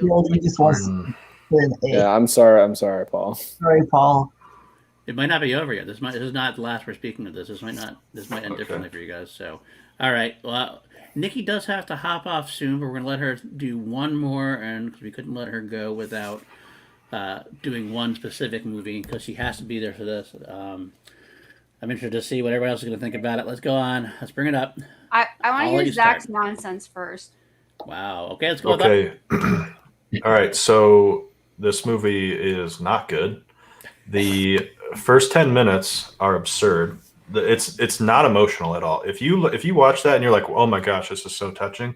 Like, you don't know these people. Who are they? This is meaningless. It's emotional manipulation, and like, it's over in the snap of a finger. And we're like, okay, now we're gonna do the movie. Let's go.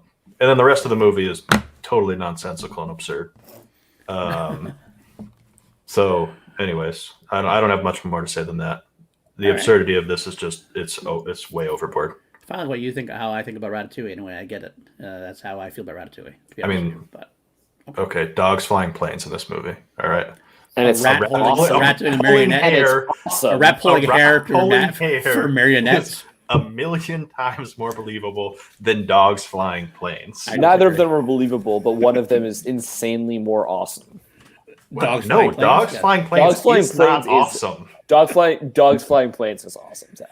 Like, we get it. Yeah, We get the because pun. They are. Zach- Dogs flying planes is the same fighting. thing as apes on It's horses. so They're compatible. All right. Oh my All right. So Do you want to go next, Nikki, or do you want to be the end? Do you want to? I can go next. go So ahead. I want to know what movie characters Zach knows very well, is emotionally attached to, in order to actually care about them in a movie. Luke Just on- Skywalker. Okay, but you're saying whatever. I just think like the whole notion that you can't become attached within 10 minutes is kind of absurd if it's a well-told enough story. That's your prerogative. In your opinion, it's not. But I think it goes without saying that I absolutely adore this movie. I'm literally wearing it right now. And I mean, I'll completely admit I agree with most people whose criticism of it is that the first 10 minutes are the best part of the movie. They get to me every single time I watch it. I think they do such an effective job of endearing you to Carl and Ellie right off the bat as these really adorable, precocious, polar opposite little kids who go on to be each other's loves of their lives. And I don't consider manipulative. That's just effective storytelling. Like, they're not going to show like every boring moment of their entire lives. That's just being efficient and using the absolutely incredible Oscar-winning score to accentuate that. And mostly it's to set up just Carl as a character, where I think a lot of movies can fall down this rabbit hole of, if you have like an old person as a character, like that defines them, like is the fact that they're old. And I think that they effectively establish what his motivations are, like what he cares about, what drives him. I think they do that great. I think Russell, again, he could have been a really annoying tag-along kid character. I think he's really sweet. I think his own stuff that he's going through is amazing. I think Doug, Harold just said in the chat, Doug is hilarious. And I completely get why this isn't people's favorite movie, but to me, it just works on every level. I think it's funny. I think just the little visualization of Russell playing with Kevin for the first time and messing around with her is great. And honestly, and I know Jack will probably bring this up too.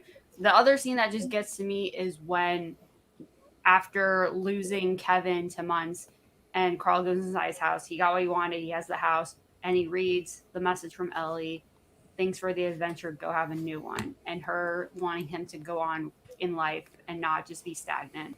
It gets me every time. My parents both love this. My dad does not care about Pixar or anime movies. He watched this twice in 1 year last year after seeing it for the first time. I love this movie. Again, I totally get why it's not everyone's favorite, but I adore it. And it's at this moment, it's actually just my favorite movie, period. All right. I will say Russell's great. Love Russell. You like Russell. Yeah, Russell's good. Yeah. Party, go ahead, Party. Okay, so the first 10 minutes of this movie is by far amazing openings of the Pixar film. And then after that, I'm sorry, Jack and Nikki, but I do now appreciate the movie more.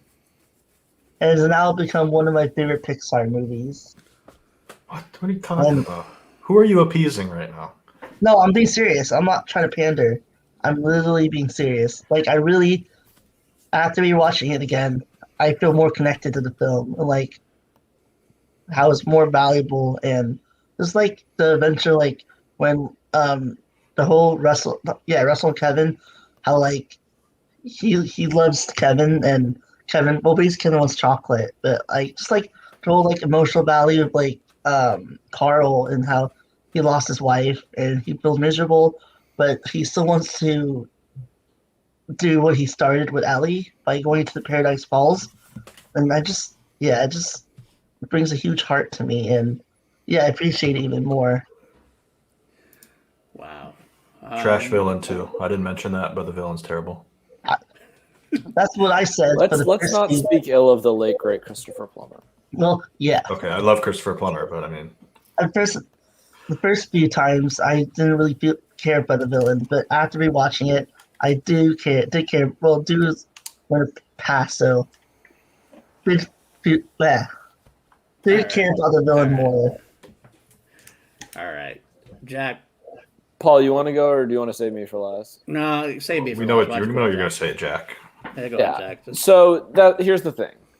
Like, if I am looking at this as a completely objective movie, I would put it in A tier, probably. However, on a absolute personal note, I adore this movie more than any other Pixar movie. It is one of my favorite movies of all time. Again, like, just personal feeling. That scene that Nikki talked about where Carl is flipping through the adventure book and seeing all of these pictures that Ellie put in the stuff I'm going to do section breaks me every time. It was the first time I ever cried in a movie theater.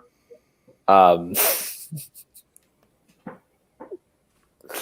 have you ever seen Moose dance? I mean, come on.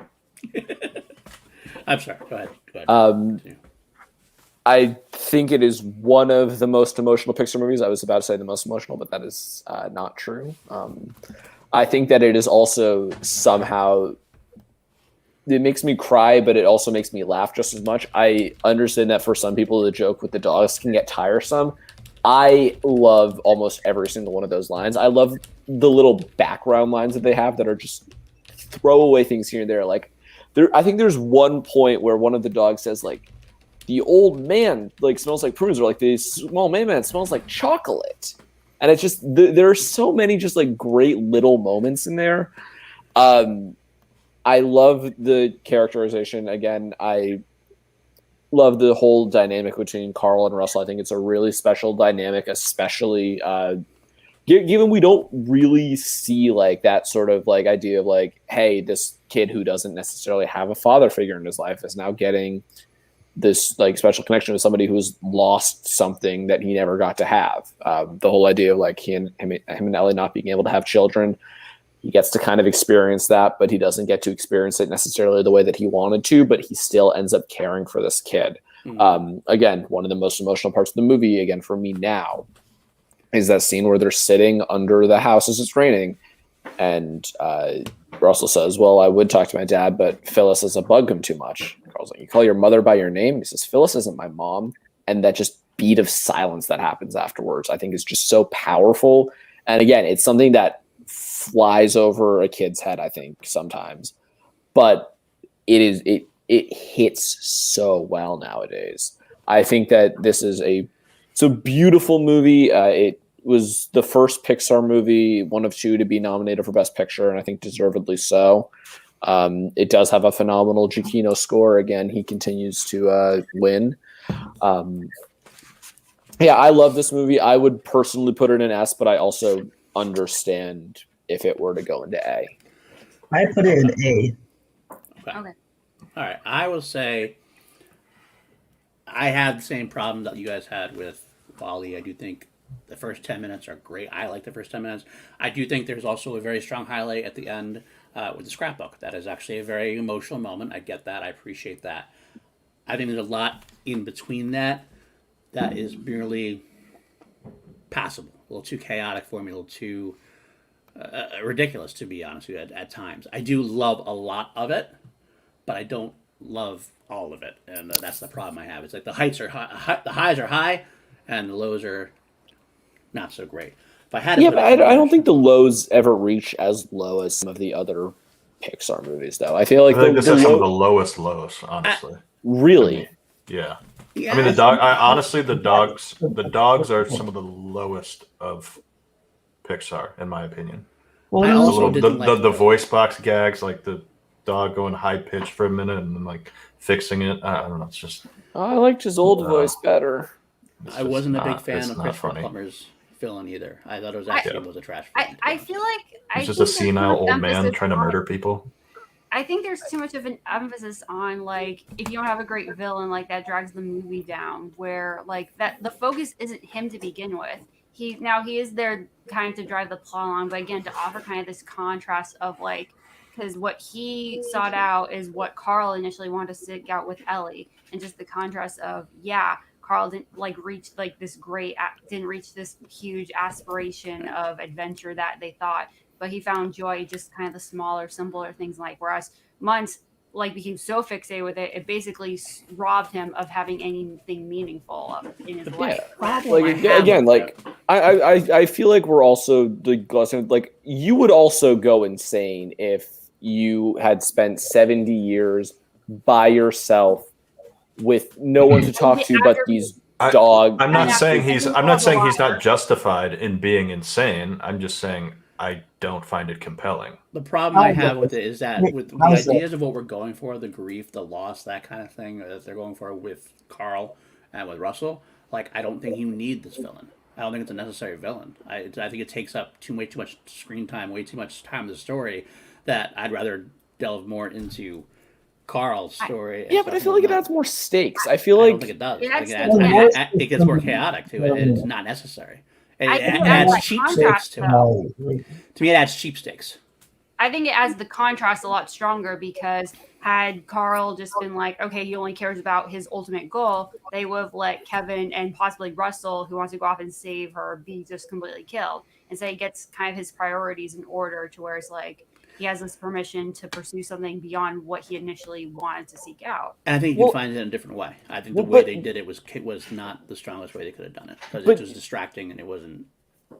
Well, you're saying the villain was distracting, or the villain was distracting to the story for me. I just thought it was. Okay, but so here's the only thing that I will say. Like, if you don't have months in the story, let's hypothetically take months out of the story, then what? I don't know. I'll be honest. I don't know what the better answer is. I just know that this felt wrong to me. They get to the wrong way. Yeah, but they get to the falls, and then what the hell happens to Russell? What happens to Carl? What does Carl live out the rest of his life like, just with nothing? What does Russell do? What about his mother, who actually cares about him? Well, you're talking about what ifs and everything else, and that's fine. But like, it's not my job to make the movie better per se. It's my job to say whether what they presented to me. No, I understand that, but I'm also just saying that there's the justification for the villain in order to get to the resolution of the story. Again, the villain is much more of a plot point for the emotionality of Carl Russell. And again, I understand why that can be a problem. I completely understand it. Like a villain being a plot point, but I think that it works very well here because the emotionality is so high that it's constantly at this sort of like high stakes, whether it's crying or laughing, that I think it works fine for the movie. I think your environment can be the sort of stand-in for the antagonist in the movie, though, if you want to do it that way. I thought it'd been a braver choice to go without the villain, have the environment be the one. In a way, like the first 20 minutes of Wally. Here's my question then. The whole reason that he and Ellie were interested in going to Paradise Falls is because of months. What inspires them then? Well, you could still have months be the adventurer. He never becomes a villain. He just goes on his own way. But you can see him in the beginning and never see him again. He doesn't have to be. I guess for me, it's like I kind of like that. There's a little bit more of a payoff to being like, oh, here's this guy, then we never hear from him again. So now, could they have maybe done it in a different way? Well, you could have had like Muntz's whatchamacallit, his little blimp thing.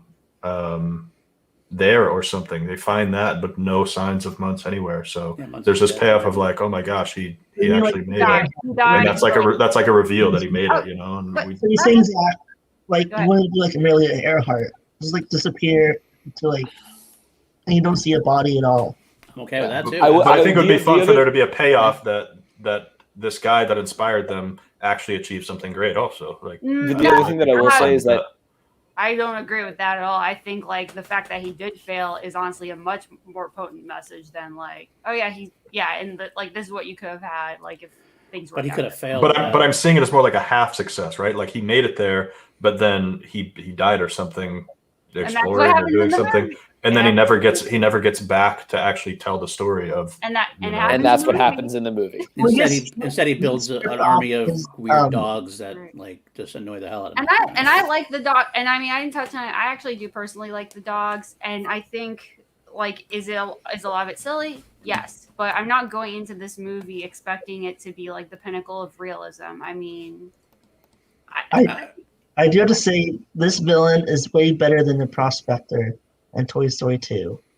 I mean, they're both better as far as I'm concerned. The other thing that I will say, though, is that Muntz being in the movie does give us the darkest and kind of funniest Pixar death, because I this is probably just really fucked up of me, but I find it just kind of amazing that he just falls to his death with a couple of balloons tied around his ankle. It's darkly funny to me, and I don't know why. Put that up in A tier at least.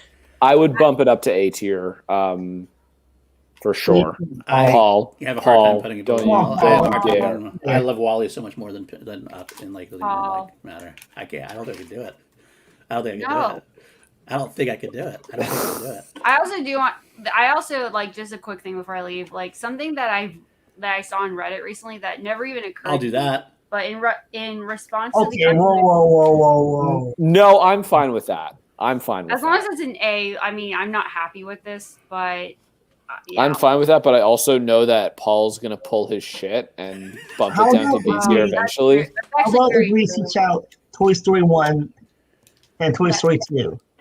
No. Yeah, I agree. I'll do that. Yes. Even do that. I'll even agree do Oh, with but that. I can't. I'm sorry. I don't Man, vibe Wally's with Wally so and high A now, tier. though. Yeah. I don't vibe with I Wally don't and A I tier. don't want Okay, to. no, that's good. That's good. We got a lot of more movies to do. Yeah. Let's just. I do Let's want to keep say. moving. I just want to say really quickly. Also, I saw this on Reddit the other day, and this was a great response to the people who say the first 10 minutes are the best part and should have just been its own short. So we're gonna have a short that ends on the most depressing note of all time for Pixar to be released. I just thought that was a very interesting point someone brought up. Honestly, I might have liked that, but I also love the rest of the movie. I was gonna say, like, I mean, I would still be a good short, but like, is Pixar gonna release that? It is what it is, Monty. It is what it is. This is starting right now. This has never been a rivalry before, but now it is. All right. All right, Nikki. Thank you for All hopping right. on for a while, Thank Nikki. you guys for having me See you, so Nikki. much. I will Anything See you, Plug. Nikki. retreat back. Have a good night. I'm retreating back into the verse. All right. Oh, Take no. care. We do have somebody to take Nikki's place, at least in the panel.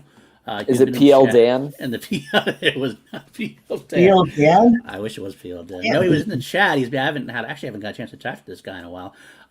Ferris, a long-standing contributor to the PLD Products tier rankings. We do have a lot of films to go first, but I will ask Ferris real quick. What are your thoughts so far? Is there anything completely egregious to you? Or maybe he can't talk yet. Maybe that's a great saying there, Ferris. I appreciate Very it. cool. Very cool. Very cool. So he's saying that we are completely right. We are completely smart.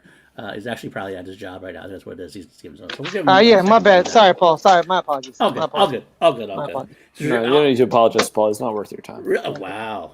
Okay. So anyway, we're talking about. Yeah, it's more like it. So Ferris, as we move on, we do have a lot more movies to cover, so we can't go long. Is there anything egregious that you have on our list so far? Yeah, man. Monsters Inc. is a S tier film.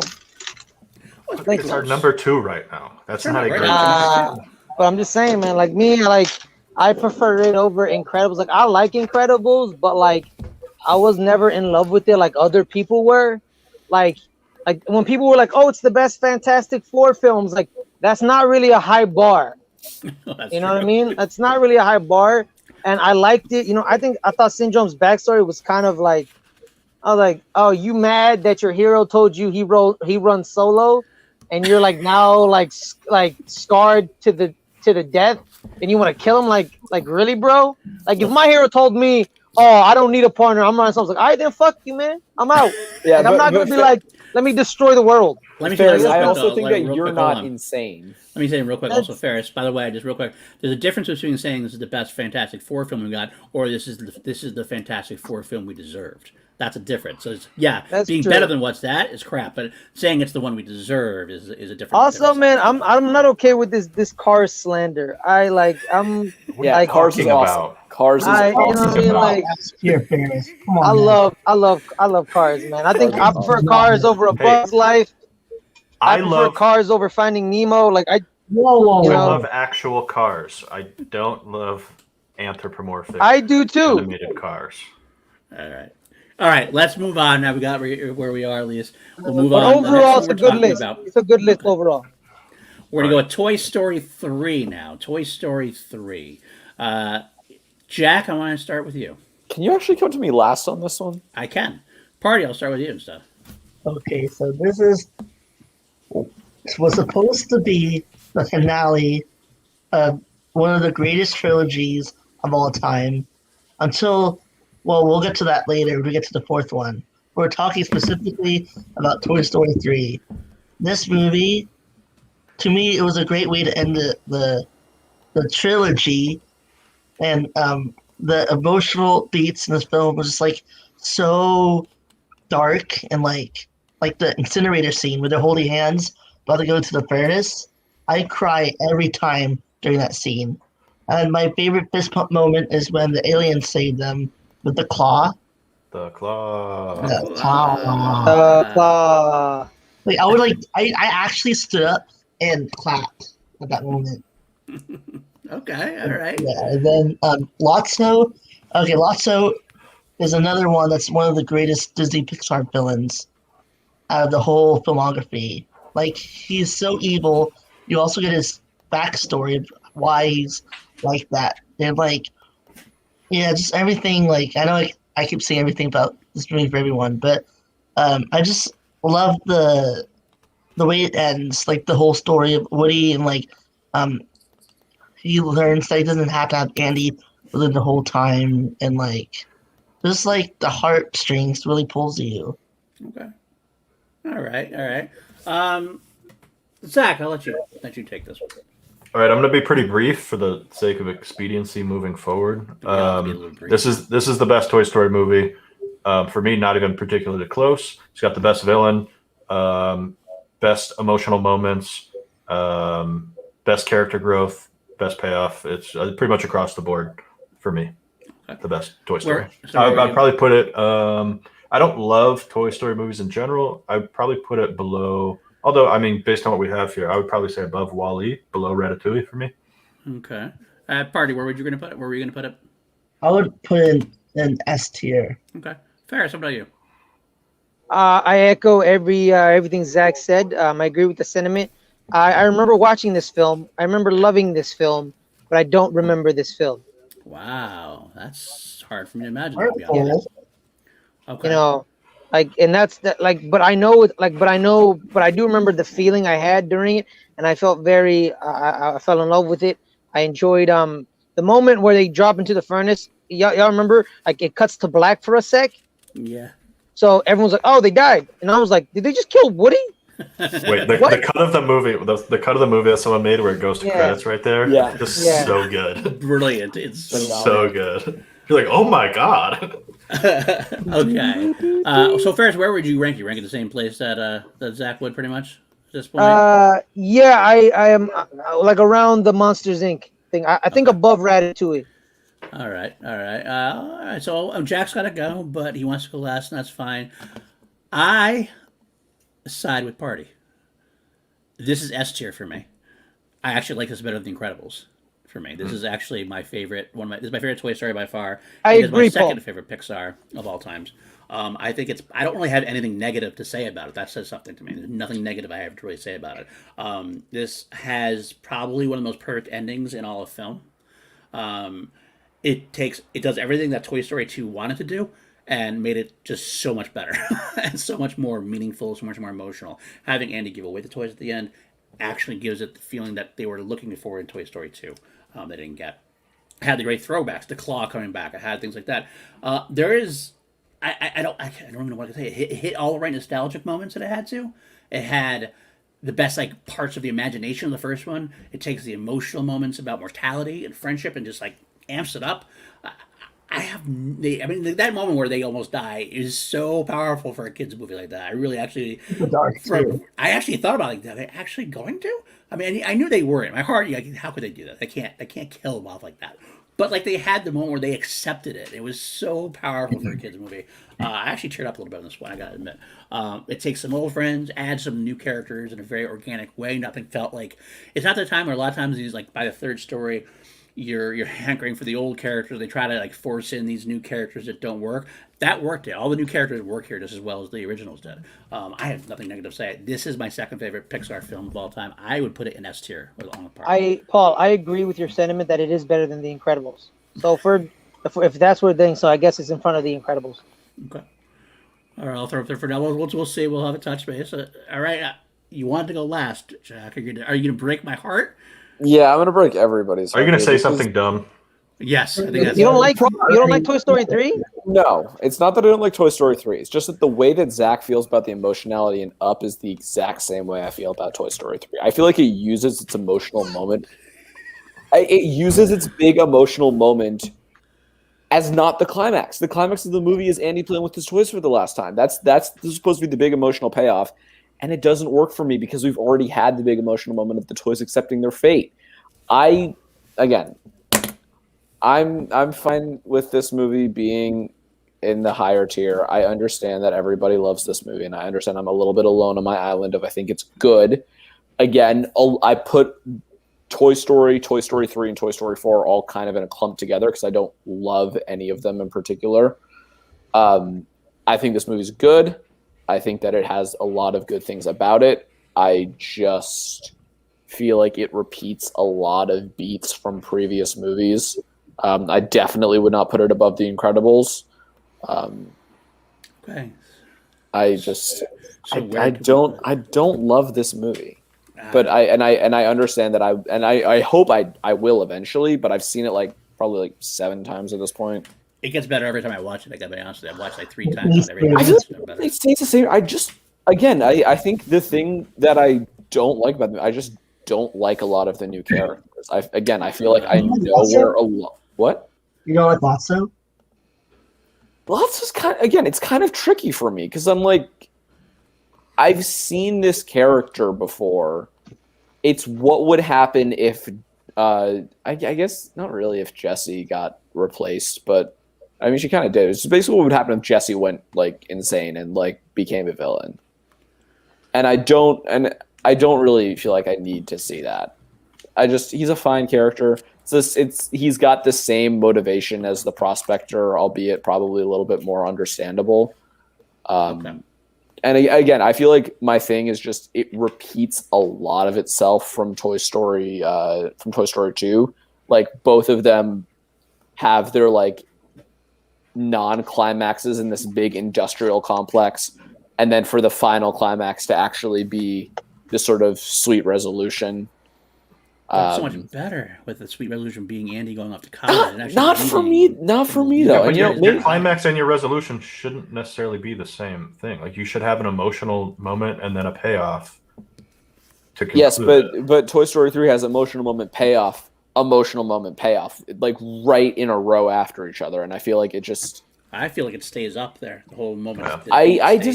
Because it gives you that room to breathe. It gives you that like it gives you. I feel like it gives you almost too much room to breathe after that. If that makes any sense. Like if you want to stay at the high, if you want to stay in the high emotion, then stay the high emotion. But don't give us this scene right now, at least, of Lotso running off and then being found by these truckers and having him attached to this thing and just having this be like this. You mean Sid? Having it be this sequence. Lotso getting stuck on the front of the truck. Yeah, exactly. Yeah, Again, it's pretty dark. Pretty dark, by the way. The driver is Sid from the first one. No, Sid is the garbage man in the beginning because he's got the skull shirt. That's not Sid. Oh yeah. All right. Again, I'm fine. I'm fine putting it in A tier. I would put it below. I mean, I put it below a lot of stuff, but in this tier, because I know I'm going to get outvoted, I would personally put it below Ratatouille. All right. I think with the passion that we have. So would I, but I love Ratatouille. I think the passion. Please keep it S tier. I think I'm fine with it. I will argue to the death, not over Incredibles though. I think Incredibles is so much better of a movie. I will let that slide. I will definitely go with that. I had Toy Story 3 over Incredibles, but I can certainly see that, and that's fine. As long as it stays in S tier for now, I'm okay with it. So that's next we'll to go back double F tier. Yeah, double F right up. Don't even really need to talk about it. And then let's go. That is all I'm saying about that is that it's a Mater spinoff more than an actual sequel, and it's, maybe Brave bottom C, but because I think that there are two other ones that are worse. Are they Good Dinosaur and Finding Dory? Yeah, they're Good Dinosaur. Yeah, those two. Okay, so Brave bottom. Wait, whoa. I do want to make it a little bit of an argument for Brave. No, I actually do. Don't do it, please. Paul. I do. I have Brave on the top of C tier. Okay. Yeah, but it's not better than Cars. I think looking forward to the rest of these, bottom of C, I would probably be accepting for very bottom, and it will stay at the bottom. It'll keep shifting as we add more to C, as far as I'm concerned. I'm fine with Brave that. has 2 stories. I enjoy Brave. Actually, I do enjoy Brave. I know it's not a great movie, but Mama Bear Brother Brave, just really bad. It is more of a Disney movie than it's a Pixar movie. That I will give you. I see what he did there. But I won't argue too much. I would actually definitely put it over Cars. I'd be honest with you. No, Cars is maybe so it's much not more Jackson, enjoyable, though. All right, you know what? I'm gonna do this too. Good Dinosaur is definitely an F for everybody. Is that true? Yeah. Yes. F. Yes. I put Finding it above Dory, Cars too. F. And then F tier. We should just call the F tier Finding Dory. Honestly, Finding Dory is 100% F. I would also put it below Cars 2 personally, but I know I'm also Finding Dory, one of the highest grossing animated movies of all time. Zach, don't make me angry. I can't do this right now. I'm really gonna make you mad. Then I'm really gonna make you mad. I actually like Finding Dory better than Cars. Paul, you're Finding wrong. Dory is Okay, let's wait to rant about Finding Dory. Let's talk about Monsters University. Okay. All right. Hot take. I liked Monsters University more than I recall liking Monsters Inc. Really? Okay. Yeah, I don't know what it was. Something about the college vibe. Like, I don't know. I loved college. I was in college for a long time. I don't like it more, but I do like it. It rang true with me. I enjoyed it a lot. All right. Go ahead, Party. Talk about Monsters University for you. Well, I'm a huge fan of the Monsters franchise, and I feel like this movie is underrated. Yes, we all wanted to know what happens to Boo in the sequel, but I enjoyed that they gave us a prequel of how both Mike and Sully first met, how they met Randall, how Randall becomes the enemy of Mike. Well, technically Sully, even though Mike was Randall's roommate.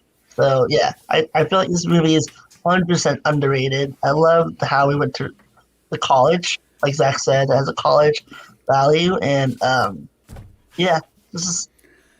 All right, I'll say that Monsters U, the soundtrack slaps. I like the score a lot. I like this. It's my favorite part of the movie is the score.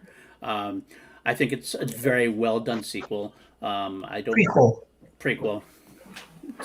Either way, it's the second film. I mean, as far as you get the next part of the story, as far as like a different part of the story, it does explore the backstory pretty well.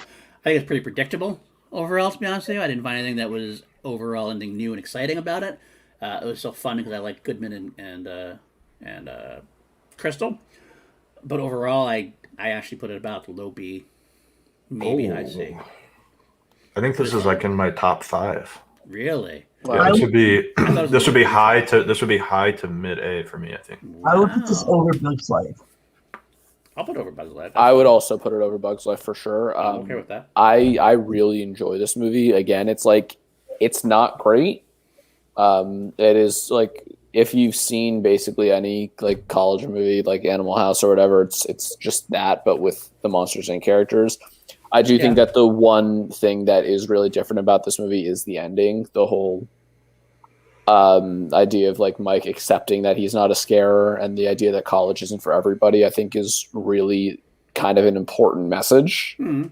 And I feel like they slipped that in really well and organically. Yeah, can I touch on that real quick? Because PLD, you said you thought it was predictable. I actually was thrown for a loop. Really? At the end there. And maybe that has to do with not remembering much about Monsters Inc. So I didn't really have in my mind like Mike is not scary.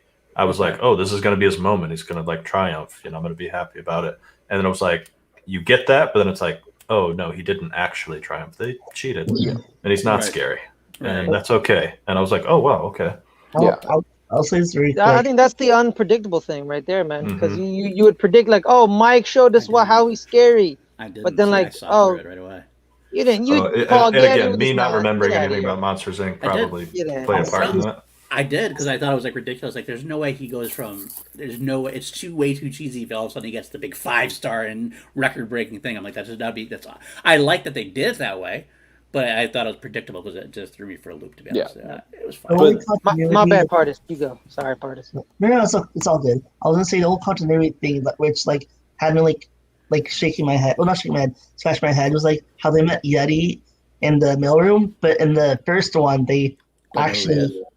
Yeah, they don't know who he is in the first one. Where like they go into like the ice, the snow Arctic world. Yeah, I do that too. I mean, my big continuity thing is in Monsters Inc. Mike says you've been jealous of my good looks since the 4th grade. Oh, that's too. That's a good point. That's a good point. See, there's a lot of nitpicks I have for this, but maybe they graduated in 3rd grade and the first year of college is 4th grade. Maybe. That's possible.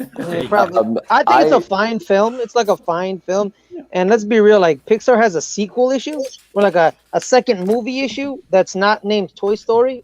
Like every second movie of a Pixar franchise is atrocious. Like I my thing is that the reason people don't like Cars is because of Cars 2. It could be. You know what I mean? I guess Cars 2 did make it retroactively. Yeah, like that's my thing. And this like so my standards are like low, like my standards are like fucking low. And then it hit like the spots that I wonder like this is a basic Pixar film and I like it. Cool. Yeah. All right. So it's like in the middle. It's like in the middle. I think it's good where it is right here. Yeah, low B. Honestly, to be honest, who gives a shit about Bugs Life anyway? Yeah. Yeah, I Thank do. Like Flick. I don't remember that movie. All right. Is anybody really unhappy with this, or No, I'm good with it. Yeah, I'm good with this. Zach? I don't think Cars 2 should even I be on the mean- list. I'm just glad Bugs Life is still in B. I mean, I'm not good with it, but I'm not gonna. You're not gonna shoot for it anymore. Yeah, Okay. whatever. All right. Yeah, Because I want to shoot for the next one. because All right. Cars is better. The Than next one on both. the list, Inside Out. All right. I'm going to start with this. Mm-hmm. My favorite Thank Pixar you. film of all time. It's not number one for me, but Easily my favorite. Damn close. Mine is damn close. Yeah. I will say that Mine is still on the. My number one is still there. I will say just really quickly, the one thing I'll say about it is that I don't know if it's because I'm a father who has children who have like mental health issues as well. But this hit on every single level for me. I am also a sucker for analogous tales of like what's happening inside people's minds, like the way they do that. This is a very imaginative way to do that, and this hit. I kind of felt like I learned more about my daughter by watching this movie, so I got a life lesson out of it as well. There's nothing I don't like about this movie. I cry in this movie several times. This is my perfect Inside Out. This is my perfect movie for me, Inside Out. Anybody else wants to go ahead and tell me Sure. otherwise? So Okay. so I was gonna say amongst the generals, I famously despised this movie when I first watched it because it strips autonomy from our main character, which is just in general a message that in my mind intuitively I'm like, this isn't a good message. This isn't something we should be positing. But then for whatever reason, because not to get like way too existential here, but I don't believe in free will. So I had this realization where I was like, holy shit, this movie is based as fuck. They are displaying a world in which human beings do not have free will. They are under the control of some other subconscious entities that are happening, completely out of their control. And I was like, that's actually incredibly ballsy to even. And I know they're doing it in sort of like a fun, sort of lighthearted way, and maybe it's not supposed to be taken so literally, but I still think for a kids movie to even posit such a thing is pretty fantastic. Yeah, I agree. I never ever got your critique about it, Zach, because I'm not like I do believe in a little bit of free will. Like there's like no free will, but like I do enjoy how it went deep into like some very serious subjects for a kids film. Like it hit me on a personal level because like I think people like find the Bing Bong thing kind of like corny. It's like, oh, of course there are imaginary friends there. Like duh, everyone had an imaginary friend. But growing up, I didn't really have a lot of friends. I was kind of a loner, right? So like I talked to myself a lot, and that kind of struck a chord with me. But also in the sense that like at her age, I also moved to a new city, so I knew what she was feeling, and it's so like, and like in just the way like joy and sadness and they interact and how like joy tries to overtake your life, but sometimes it's okay to be sad. Like sometimes it's okay to cry. Sometimes it's okay to be down because I always go like it always rains before the rainbow, and I think that's a big message in this film. Is like you're gonna sadness really is necessary for human evolution. Agreed. One last thing I just want to throw in there, I forgot to mention the scene where she breaks down and the parents hug her.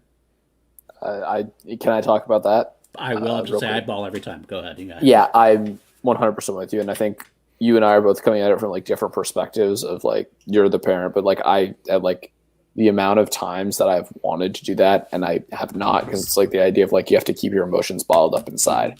You have to not like feel these feelings, and every single time I've seen this movie, probably like 5 times.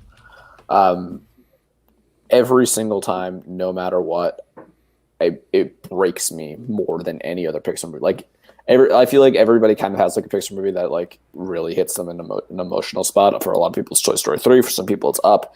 For me, it is Inside Out, like 100%.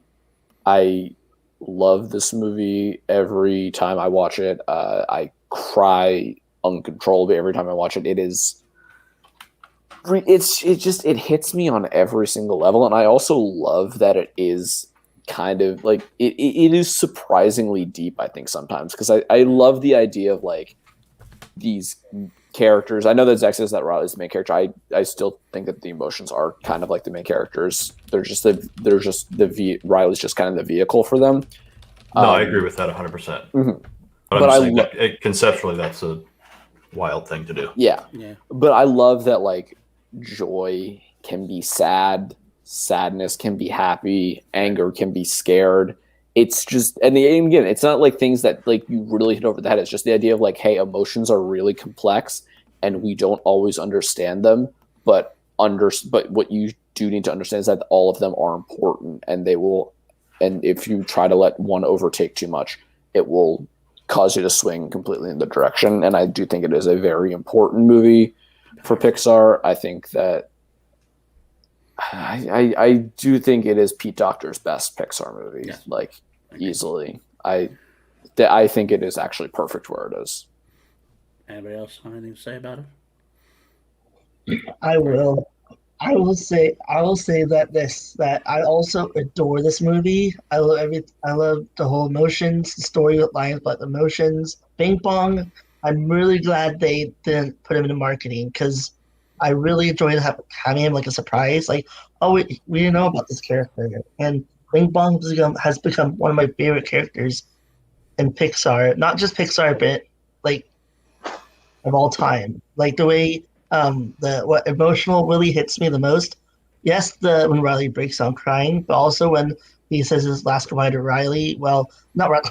Sorry, to Joy, when she's trying to get out of the memories junkyard, and she can't like use the power because like when they do the song thing, but then he decides to sacrifice himself, and that really gets me every single time.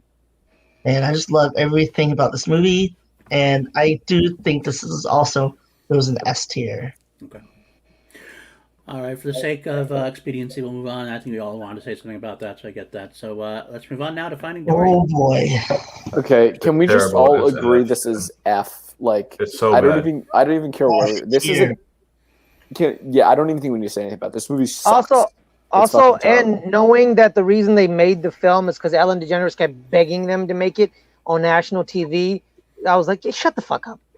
Yeah. Shut up. It is the most. I don't like you as a person.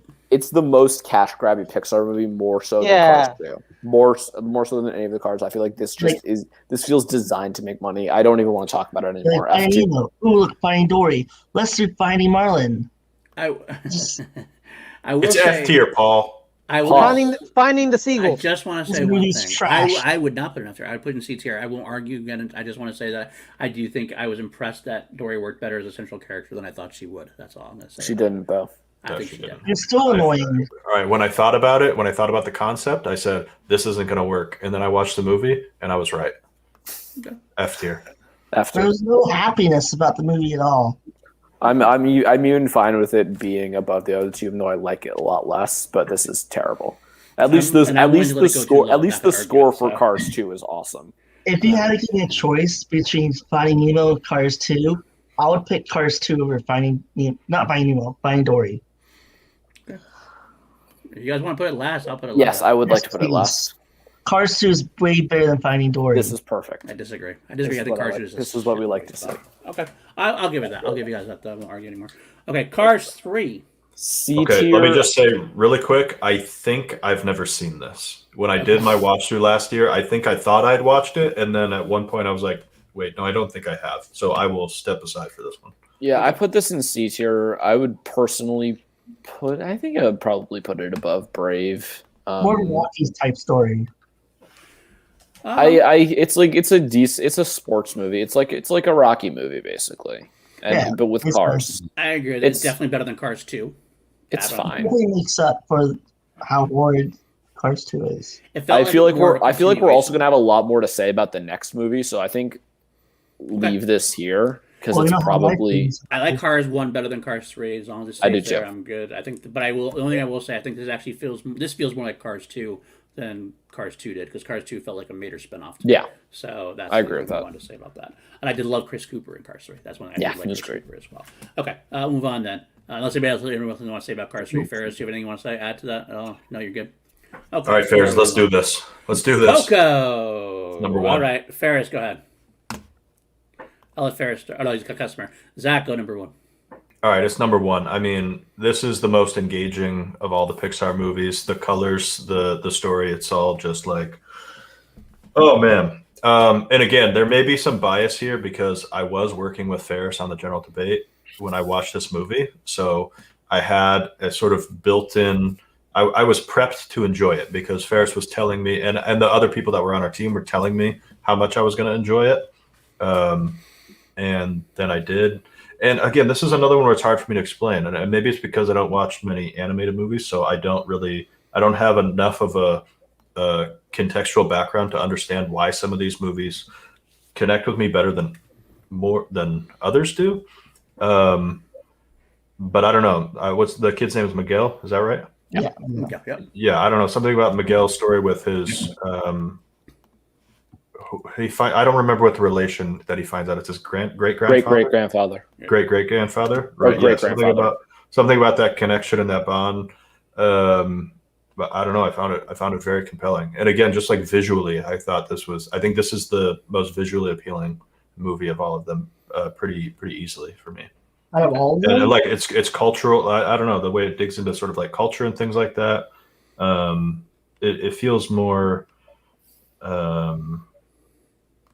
What's the right word for this? I don't know. It just feels more meaningful to me. Okay. Like it's trying to do something a little bit more. All right. Because Ferris is still too busy, so he'll have to get his love fest in a minute. Party, what about you? So I do love this movie. I love the score. I love how the world building of the,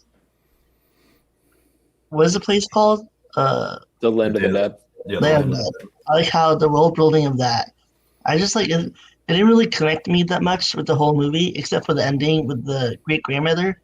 How like when the whole song "Remember Me," that's the only emotional value I got from the movie.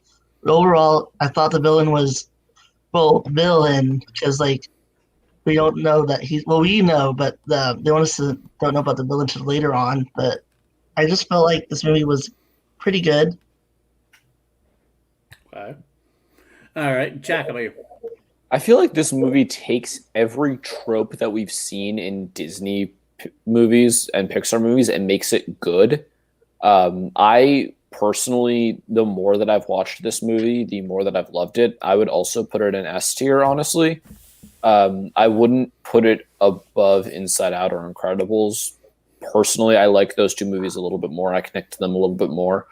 But something that I also like to use this a bit as a barometer is that I saw this movie, I think, on like a Disney cruise for my second viewing. And my mom came into the movie theater because, I was there like halfway through. Didn't really know what was going on, sat down, and by the end she was crying. She got it. And it's so effective in what it's trying to do. I think it hits all the right emotional beats. I think that it has, once again, Michael Giacchino's score, one of his best. I think he's the best composer that Pixar has. All of the songs are phenomenal. Remember Me is great, yes, but I also love the song that Miguel sings at the end. I love Poco Loco. There are so many just like moments of just levity, I think, in The Land of the Dead, and I think what's different about it is that like these moments of levity always feel like they have a ticking clock, but it's also like we do want room to breathe and explore this world. The more that I watch this movie, the more I love it. It might end up shooting up my list even more as I watch it, but I would absolutely put it in S tier. And like I said, I would put it at the third slot in S tier, but it is one of the best I'll Pixar put it movies. under Toy Story 3. Easily. Yeah, You no, put it Even if above Toy Ferris Story isn't 3? here to talk about it, we know that it's his number one. Also. Yeah. Partis, did you say you would put it above Toy Story 3? You would? Under Toy Story 3. Oh, under Toy Okay. Story. Okay. I'll talk about mine, and maybe hopefully Ferris will get back. And we know it's Ferris is number one. Yeah. I did love this film quite a bit. I didn't love it quite as much as everybody else. I would put it in my A tier. So probably I could put it in higher A tier. I think I had initially a lower A tier potentially, but You have it at 8, Paul. yeah. Is that what it is? 8. Yeah. I Oh still- wow. Yeah, I love this movie. You guys see, you guys love this how I love Wally. It seems like to me, maybe even more obviously to a degree. I think that overall it does a lot. I like that it talks about a different culture in a way that Pixar really hasn't really done too much until now. The visuals are great. The music is great. There's a little bit about it that I can't tell you why it doesn't hit me as much as the others. I think I think it honestly just doesn't hit me as much as the others. That's all I can say about it. I don't have anything bad to say about it. I love the grandma moment. The grandmother moment at the end is probably my second favorite emotional moment in Pixar. I'll go that far.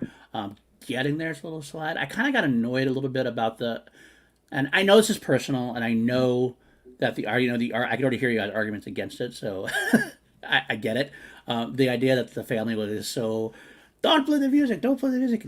It seemed like it was like such an extreme overreaction to everything, and I get but why, we're also but it bothered me enough. talking about a studio that has had movies of a rat being able to pull hair, right, and thoughts being personified, and a man who's Absolutely. tying balloons to himself. Again, I feel like it's plot armor is what it is. But again, I feel like if like the emotional moments and the payoff there, I feel like so justify the little things that don't necessarily like make sense, that I feel like it's like we apply this kind of logic. If we try to apply too much logic to most Pixar movies, then I feel like they're all going to fall apart. How does nobody notice everything that's happening with the toys? Let's think about like Toy Story 3 for a second. Most of these movies are metaphors. Yeah, exactly. I get that to a degree. I mean, at this point, when we're talking about like top 8 of Pixar for me, you're talking about why don't I like something a little bit less than something else? Like, It doesn't ruin the film for me. I think I gave it like a 4.5 stars. I love the film. Yeah. But it's just like as far as that, like that, if I'm looking for a reason why I might eke up more, or might eke Wally up more, not up, Wally up a little more, or something like that, it's by a hair, and I'm splitting hairs. I'm completely splitting hairs at this point. Yeah. If you put it in S tier, I can't even say I'd argue against it being in S tier. I personally would never put it above Toy Story 3 Incredibles Inside Out. Oh man. As someone that doesn't care for Toy Story that much, I don't like seeing I a would- Toy I Story would- movie in S I tier. would. It's like them. Like here is like Coco, and here's like Inside Out. Like that's how close it is. But I love Inside Out above all of these films because I don't keep like harping on my general debate. Like, thank God you gave Liam Inside Out because it made me like. I had to rewatch. I rewatched Inside Out and Coco a lot, right? Because I never watched Coco, and I watched Inside Out the day before, so I kept watching them two films. And I coming out because growing up, right? So I lived in Tulare County, right? It was a big Latino community, and Dia de los Muertos is massive in that community. And there was also like my birthday too, so like we celebrate, and like my comfort was like people are never really gone. Like they're never really gone. They're always with you in spirit, and I believe in that in essence. And the way they brought the vibrancy of the real life, like holiday, onto the big screen with the color, the Alabrijes, the way they were colored, the Land of the Dead, the way it was like depicted, the color just really like visually like attacked me in like in a pleasant way, and I loved it overall. And like with Miguel, I was extremely close to my grandma. Like it's his great grandma Coco. I was deeply close to my grandma, and seeing him like fight his way back to her to save his grandpa. It's like, and like just get in there the nick of time, just in the nick of time. And when he was singing it, like I was like, damn man, I had to pause the film. I paused the film I had to take like a 5-minute break. I teared up a little. I think it's a film about the discovery of self-expression and wanting to be your own man. They keep telling him you can't be what you want to be, but he's like, I want to be what I want to be, and he just kept fighting and fighting, and then they realize he wants to be a musician. Why do I want to hinder my son from being who he wants to be? And it showed that family can support you in your initial goal of wanting to be it. And I'm a sucker for family in general. I love the Fast and the Furious films. So I know you do. What you expect? You know what? The more you really like. I don't remember what I said. Watch my general debate, then you know why I love this film. Yeah,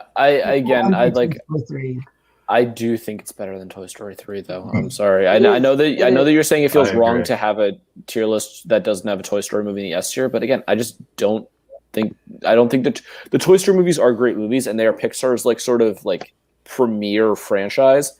But that doesn't necessarily mean that they're the best movies in the Pixar. And I think that those 3 movies that would have an S tier are better than every Toy Story movie. I would disagree, and I would put Toy Story 3 in S tier as well. But the point is, unfortunately, Parody is we're being outvoted in this case. I think the other 3 are loving it so much. So I get that.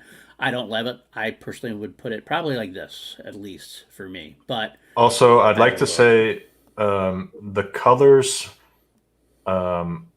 visually attacked me in a pleasant way. Mm-hmm. The line that Ferris said was fantastic. The colors visually attacked me in a pleasant way. That is pretty good. I will go with that. And also I don't want to get racial or anything, but finally seeing them do a brown kid. I loved it. You know what I mean? Because like I said, prior to that film, it was just about non-humans and white humans and toys and stuff, and it's and then they're you know what, let's do a film about brown people, and I was I know I'm not Latino, but the Latino community is very close to my heart because I grew up around them, and I love and I appreciate them, and seeing them have a film that they can love and appreciate made me love it more in the sense that my friends can love it. Yeah, I think it is very important given that it is the first Pixar movie with a person of color as the lead. Yeah. Let's move on to Incredibles 2. I think I like this more than a lot of people do. Paul, can I go first on this? Yeah, go ahead. I did not see this film, so I'm gonna defer to everybody. I did not see this film. Yes. I think that it's not as good as the other ones. Obviously, not because the first one was nowhere near S tier. I think I initially had it somewhere in the B range, I want to say. Probably B range, above Finding Nemo, around that. I do like that it did a lot of good things with it. I still think the family dynamic is still pretty cool. I love some of the father Jack's power thing. That whole sequence with them is fun. But I'm happy enough. I could put it in the B tier, and that'd be fine with me, to be honest with you, comparatively. And what did you guys think about that one? I personally put this movie in C tier. Mm-hmm. I really don't like this movie, and it gets worse every time I watch it for me, especially given how good the first movie is. And then, because I feel like that one is yes, it's a superhero movie, but it's also kind of a send up to superheroes and comics. This one just feels like something that it's oh, we need to compete with the superhero market that's happening right now. This doesn't feel like the sequel that we waited 14 years for. It just feels like another generic superhero movie that doesn't really have anything special about it. There are some good action sequences. Honestly, at the end, it feels like a pretty good Marvel movie to me. And I feel like that is really disappointing given how great the first one is. I feel like I don't really remember much of the score of this one, which is such a shame given how good the score of the first one is. Mm-hmm. I feel like the villain is really bad. And again, how Coco's twist villain works so well for me, this one just doesn't. Her name is Evil Endeavor. You can make it a little bit more subtle than that, Brad Bird. Again, I feel like a lot of the repeated jokes and callbacks aren't as funny as they are in the first one. I don't like this movie. Zach, what about you? This is a weird one because despite watching this recently, I don't remember much about it. Yeah, that's honestly, it kind of went straight in and then, straight out. turned to I agree fog. with that. I'd agree with that. I mean, And so it's like, I don't know. It didn't stick with me, that's for sure. Yeah, again, like the animation is good, and like again, like you're allowed to do so much more with the animation now than you were in 2004. But just because you can do more doesn't mean that you've done better. Yeah, and sometimes oh, sorry, finish your thought. No, go ahead. I was going to say sometimes I make the distinction between actively bad and passively bad. An actively bad movie is one that does bad things, whereas a passively bad movie is one that just doesn't do any good things. And this feels like a quintessential sort of like passively bad movie in my mind. It didn't seem to like do anything that was noteworthy. I would actually flip it to the other way. I'd say it's passively good, and that it's like I enjoyed it for what it was. I don't remember much about it, but I do remember when I watch it that I get enjoyment out of it. So yeah, but that's my whole thing is just like it is passively good, but it's a sequel that was built up and was demanded by everybody because we thought we were going to get something amazing because of how good the first one is and because of how good Brad Bird's 2 previous Pixar films have been. By far the highest grossing domestic animated movie of all time. By far. Because everybody was so looking forward, and then I feel like no one ever like really wanted to go back and see this movie. Like I feel like I don't have an intense desire to revisit anything in Incredibles 2. The characters I love are in Incredibles 1. The story I love is in Incredibles 1. Why would I go and watch this movie that just kind of does what I could see on something else on Disney Plus that I like more? Okay. I would personally put it in between Cars 3 and Brave. I really don't vibe with this movie, but I'm also happy to put it above Cars 3. I'd have to put at least in the B tier, I would think. I don't know. I do like Cars a lot more, and I would watch it. I think it's got more rewatchability to it, but I will abstain from this one because I think there are some other ones that I'm going to fight a little bit harder for. Party, what do you think? So I do think it's a good movie, but I echo the same thoughts that Jack had, with the villain being horrible and like just like we waited 14 years and this was the movie they gave us.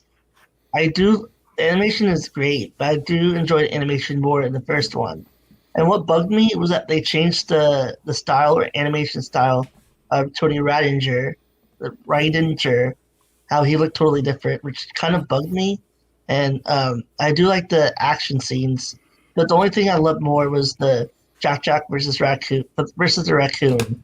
Like that sequence is the best part of the movie. Yeah, but again, what does it add to the movie? Well, if you cut that entire sequence out, you lose nothing. It's just it's 6 minutes of distraction, and it doesn't drive the plot forward at all. We already know Jack has powers as an audience. So where do we put it then? At this point, everybody knows Jack has also in C. Let's see, Zach, what do you think? I mean, I don't know. I think I probably put it top of C. You put it above Cars? I don't remember a lot about Cars. I think I do put it above Cars, though. I have a question. Yeah.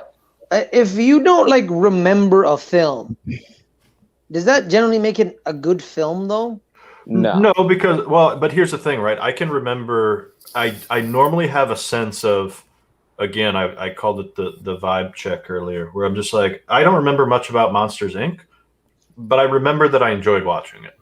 Mm-hmm. I do know that was something that happened. Whereas Incredibles 2, it's kind of like I don't remember feeling much of anything. Mm-hmm. So to me, it's not so much that I don't remember details of the movie, it's that I don't even remember the experience. No. Again, I just feel like for me, Cars just has much more rewatchability because of how, again, I feel like Cars is fun. It's fun to watch things that are not great sometimes. And it's got the racing element to it. It's got good humor to it. I feel like there's so much more that I get out of Cars than I do from Incredibles 2. There's no emotional anything in Incredibles 2 barely at all. I felt every idea that the characters have, they just regress back to their old archetypes from the first Incredibles. I would personally put it below Cars, but I'm also, again, I don't want to fight too hard for that. Because it's already in C tier. Yeah, because honestly, I'd want to fight to put up in B tier because I didn't enjoy it enough to do that. But I'm fine with it there. All right, I think we're good with that one. Then I'm gonna Audible, I want to put Toy Story 4 last. I just feel like that's the most heated one we have left, and I want to. Yeah, that's fair. So let's move with Onward. I will start with Onward and say I enjoyed this a whole lot more than I thought I was going to. I kind of didn't see it for a while. Everybody kind of came out. I heard some negative things, not even negative things about it. I heard some kind of like whatever passable things about it. I loved this movie a lot more than Paul, I thought I was going to. Paul, can I go first?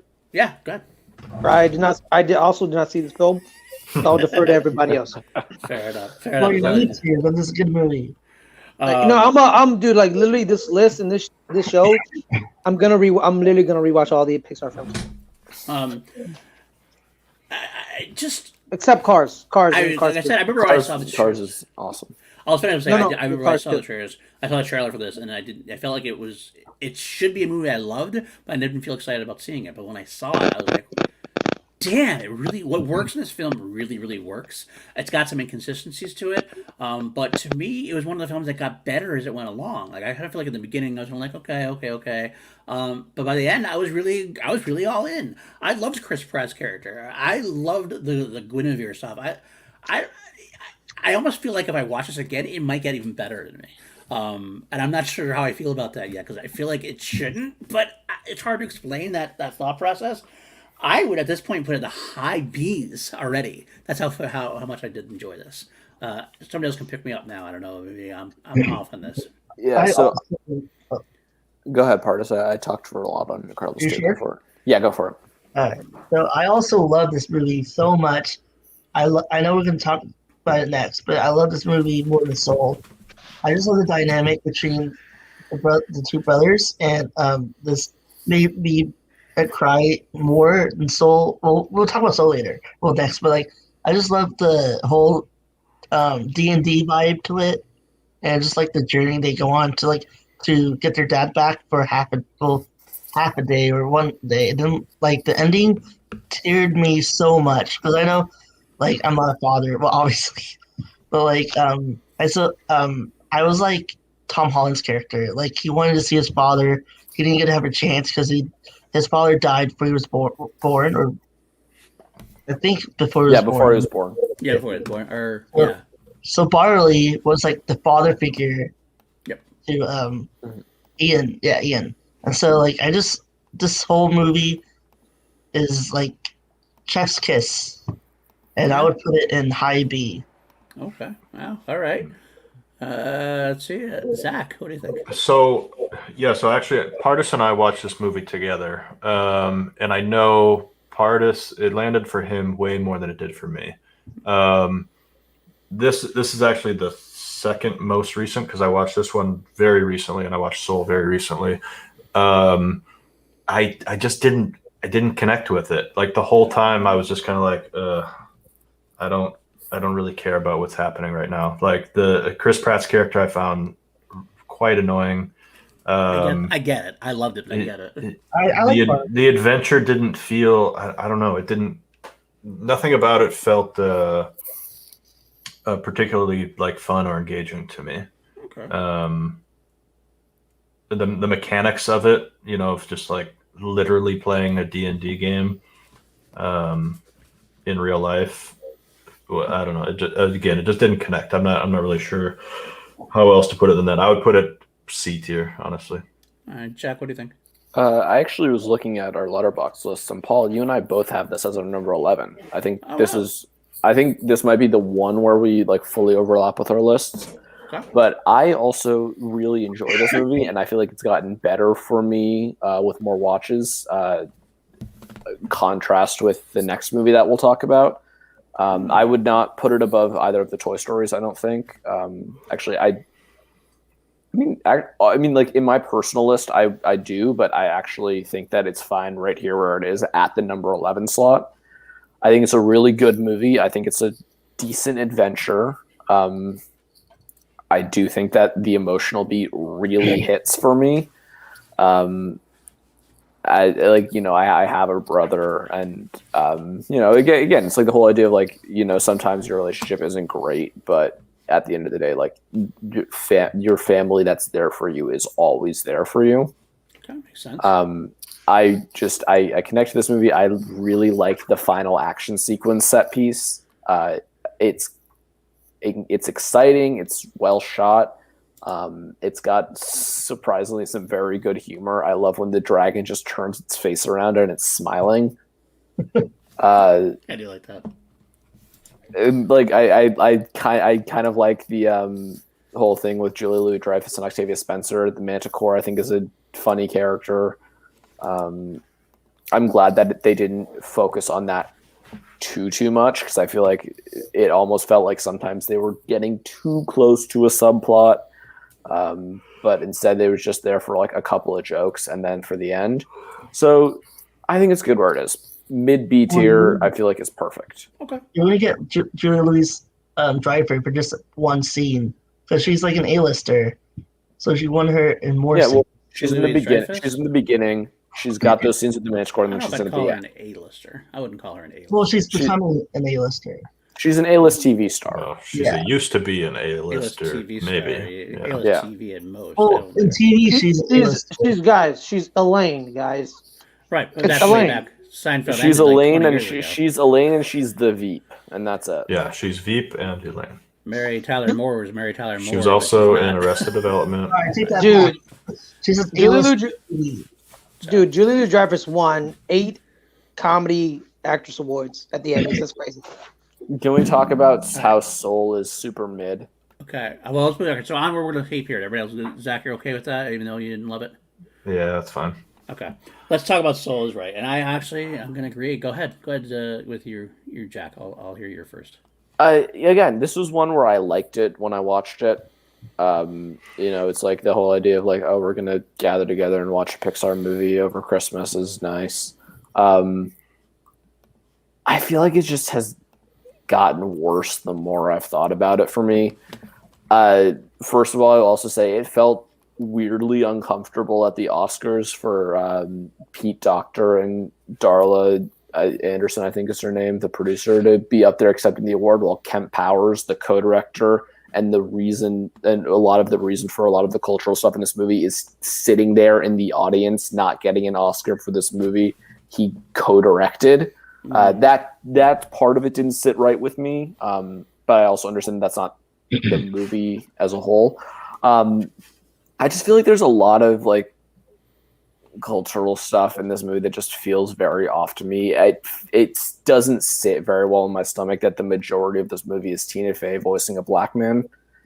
And I understand why it's happening, but it just doesn't sit right with me. I think the emotional stuff is not as strong as I find a lot of the other Pixar stuff to be.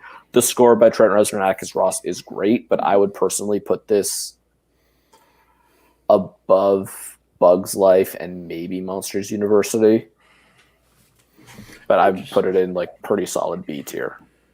Wow, so you think about that? Yeah, I put it about there. Hey, bro, can I go next? I'm gonna keep mine very short. Let me guess. You haven't seen this movie yet, Ferris? No, I have. I did. Okay. I watched it. It's one of those films, right? Like you watch it, and like you like it or like love it, but you don't know why. You know what I mean? Like I find it's a good film to me. I loved all the voice acting, but like I can't point something where I'm like in the movie where I'm like, yo, I love that. Like in these other Pixar films, I could point to something where I'm like, I love this. Like, you know what I mean? I mean, that's why the Next Lose moment. I mean, that one. Oh God, don't even bring that up, Paul. They lost today. Oh God, that was so funny. That's a great moment. That moment is hilarious. Yeah, because it's funny is that like her name is 22, and Pete DeBuscher was 22, and there's a joke saying Pete DeBuscher's ghost is cursing the Knicks. so that's where the 22 comes from. Right. But yeah, that moment is iconic because of my pain in the sports world. Right. But like overall, like I liked it. It was a fine film. I agree with Jack. It's a fine mid-tier film. It's not the worst. It's not Cars 2, but it's also not Coco. So it's just a fine film. I think there was a lot of recency bias with Ben and Drew when they put this at the top of their list. Yeah. They put Soul at the top of their list. Yeah, they like. Oh that wow. Much. Yeah. Well, Okay. I would. By the way, guys, let's never take their lists seriously. Oh no, ever. the list No. is terrible. Absolutely. actually, let's not take C2A's list when it comes to. No, that's one thing. First, All right, well- we're not going to talk about that. That's not me. That's Nat's fault. I want to point that out. That's Nat's fault. That's all right. Anyway, that is Nat's fault. But either way, I'll say my bit on Soul is that I actually enjoyed it a lot the first time I saw it. I've enjoyed it more the second time I've seen it. Last time I saw it, though, it definitely started falling off for me. Because the problem I have is I still feel like it's a riff. I do need to rewatch it, though. It's a riff on Inside Out. I feel like it's just a lesser version of Inside Out to a degree. It touches a lot of the same kind of, you have what's going on in the brain, kind of, sort of. I mean, it's a little bit different because it's about the afterlife, but it's like analogous to the same kind of beats to me. I think Inside Out took a much better route with what they were trying to go with it. I do appreciate the cultural aspect of it. I like jazz and everything else, so that was a cool aspect to it. But overall, I do think, I gotta say, if Inside Out wasn't a movie, I might like this one more. But Inside Out, I always wanted. I'd rather, if I have to watch, I'm always going to choose Inside Out over this in a heartbeat. I don't know. So I would put it. I think I had a little bit up here, probably more, but I'm okay with. Yeah, I don't like it more than Onward. If I'm going to pick one of them to rewatch, I'm going to pick Onward. But I also, again, I don't think it's better than Finding Nemo though either. So my thing with this movie is, so there's this phenomenon that I've noticed sometimes when I watch movies, which is the experience that I have while watching the movie and my memory of the movie collide with one another. So, like The Wizard of Oz is a movie that I watched and was like, oh my God, this is terrible. Can we just get moving? And then afterwards, though, as a memory, the next day or the day after, I'm like, oh yeah, that scene and that scene. I enjoyed that. That was a good movie. But it's like, it doesn't match. That's like the opposite for Soul for me, where as I was watching it, the immediate experience was like, this is fun. I'm enjoying this. But then as a memory, I'm like, that was kind of lame.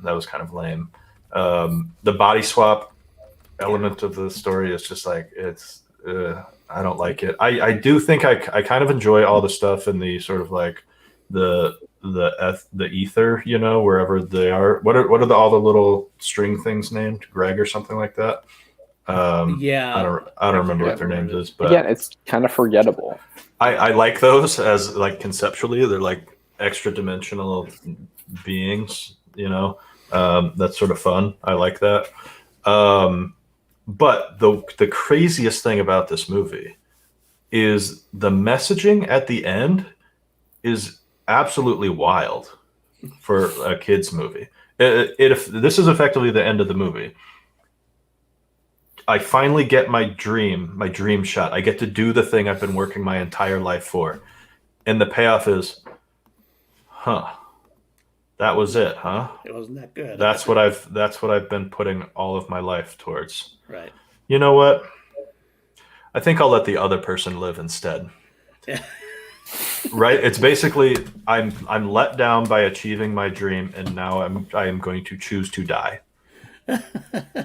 Because he's given a second chance to live, right? But going into it, he thinks he is ending his own life. Yeah. So again, the messaging there is bizarre, and I don't know if that they didn't like sort of connect those dots in the way that they thought they were trying to, but that's how it ends. Is your dream is nothing. You'll never be satisfied, and you should die instead. Let someone else live who can appreciate the smaller things in life. Agreed. I can agree with that. So I don't know. It's a hard one because, like I said, the experience of actually watching it, I enjoyed it while I was watching it, but as I think about it afterwards, I'm like, Yeah, I don't think it's better than Finding Nemo, and that's actually, I think that's a good point that Zach makes about the messaging. Again, I think it's another thing where Pixar overplays their hand, and it's like, here's our big emotional moment of Joe sitting at the piano and playing that whole thing. Oh, and here's another 25 minutes of movie you don't really care about because you're riding the high of the emotion. Right. All right, I'm comfortable with it there. I guess at this point, I'm not going to argue either way. I think it might be a little bit better than that, but that's fine. All right, this is the part where I know Party's going to have a heart attack. I didn't get to say my part. I'm sorry. Go ahead. Go ahead, Parts. Dang, Paul. Wow. Okay. Well, I'll say just a few words. Number one, I might be a monster, but I did not cry at all during Soul. Like I didn't cry once. Part is I didn't cry while watching. Me any of neither. these, so. Me neither. I also didn't cry while watching Soul. Oh, yeah, Very good. Thank I mean, goodness. none of these I cried. So But That makes sense. That I also I've cried twice. I didn't cry all during this movie. Also, I feel like this was Oscar bait, and I didn't want this to win. I wanted either Onward or Wolfwalkers to win Best Animated. The only thing I liked about the movie was the score. Okay. It's a good score. All right, now let's get Party really mad. I think Oh. get Party really angry on this. Should we save him for last on this one? I don't. We don't want to like we should save him first. I'll and go Nick first. too. I'll go first. Yeah, go ahead. Go ahead. Go first. No, I Not- still need to watch. I still need to watch this film. Okay. I have Duke never Kaboom. watched this film. Even though Duke Kaboom like saved my life, I still need to watch this film. All right. All right. Yeah, Yeah, I remember. I'll last. I remember telling Nikki that, and she got angry at me. Like, you haven't watched this film? How the fuck do you know Duke Kaboom? Commercials? All right. Let me. I'll start and get Party really angry. I actually had I somewhere wonder up why you there. wanted me Toy Story 4 last. I literally had it somewhere up here. To be honest. No. I had it in the A range. I don't like it better than Toy Story, but I like it much better than Toy Story 2. I also like it better than Toy Story 2. I'll quit there for now, but we'll come back to it. My view on this is the fact that this had so much working against it. Mm-hmm. Like, because Toy Story 3 was the perfect ending to a trilogy. Absolutely, I agree with that. It was uncalled for. No one wanted it. No one wanted it. It was uncalled for. And yet, after I watched this, I went, damn bastards did it. They actually... I thought this was going to be a cash grab. I thought it was going to ruin it. Now, I still don't think the film was absolutely necessary, but I gotta tell you, man, it's lovable and it's on par with the other films as far as it goes. As an allegory, it kind of made sense. The toys had done about everything, like except for be born and die, and now they have. Like bringing back Bo Peep, like brought this nostalgia back for me. You had the fucking Keanu Reeves moments in there, which are hilarious and touch me with Rizzo! Kazoo, exactly. I kind of, the only negative I had about it is that it's almost more of a Woody spin-off in terms of, because there's definitely less involvement from Buzz and their toys. There's definitely more plot device in there, if anything else. But that being said, I thought this was a great film, so much better than it ever had a right to be. I definitely love it more than Toy Story 2. I would put it in the A tier. I would put it in the A tier. But I'll let everyone else go, and then I'll let Party try to rebut us. Jack, why don't you go first? Yeah, so I feel like if I were to try to define mid with a movie, it would be this movie. Mm-hmm. I feel like everything about it is just like fine. Again, like I feel like it's kind of like it's an enjoyable movie. I don't think it's terrible. I think it's got a couple nice moments in there. I think it's got some weaker moments as well. I don't think that the score is quite as good as it has been in the past for the Toy Story movies. I feel like there's a lot less like memorable sequences in the film. Again, I do like Duke Kaboom. I think it's got a lot of good humor in there. I really dig the opening of this movie when it's them trying to rescue RC and then Bo Peep and Woody have their parting of ways. What is it now? So yeah, I think I would personally probably put this. I would put it probably at the tail end of B tier. I would put it above A Bug's Life. I do. Again, I understand where you're coming from, Paul. I just also think that yes, it's not a cash grab, but it also is. Oh, the motivation is cash grab, absolutely. Yeah. But they overcame that and actually made it a good film. I gotta tell you, I forgot one thing I want to mention in my gushing of it. Mm-hmm.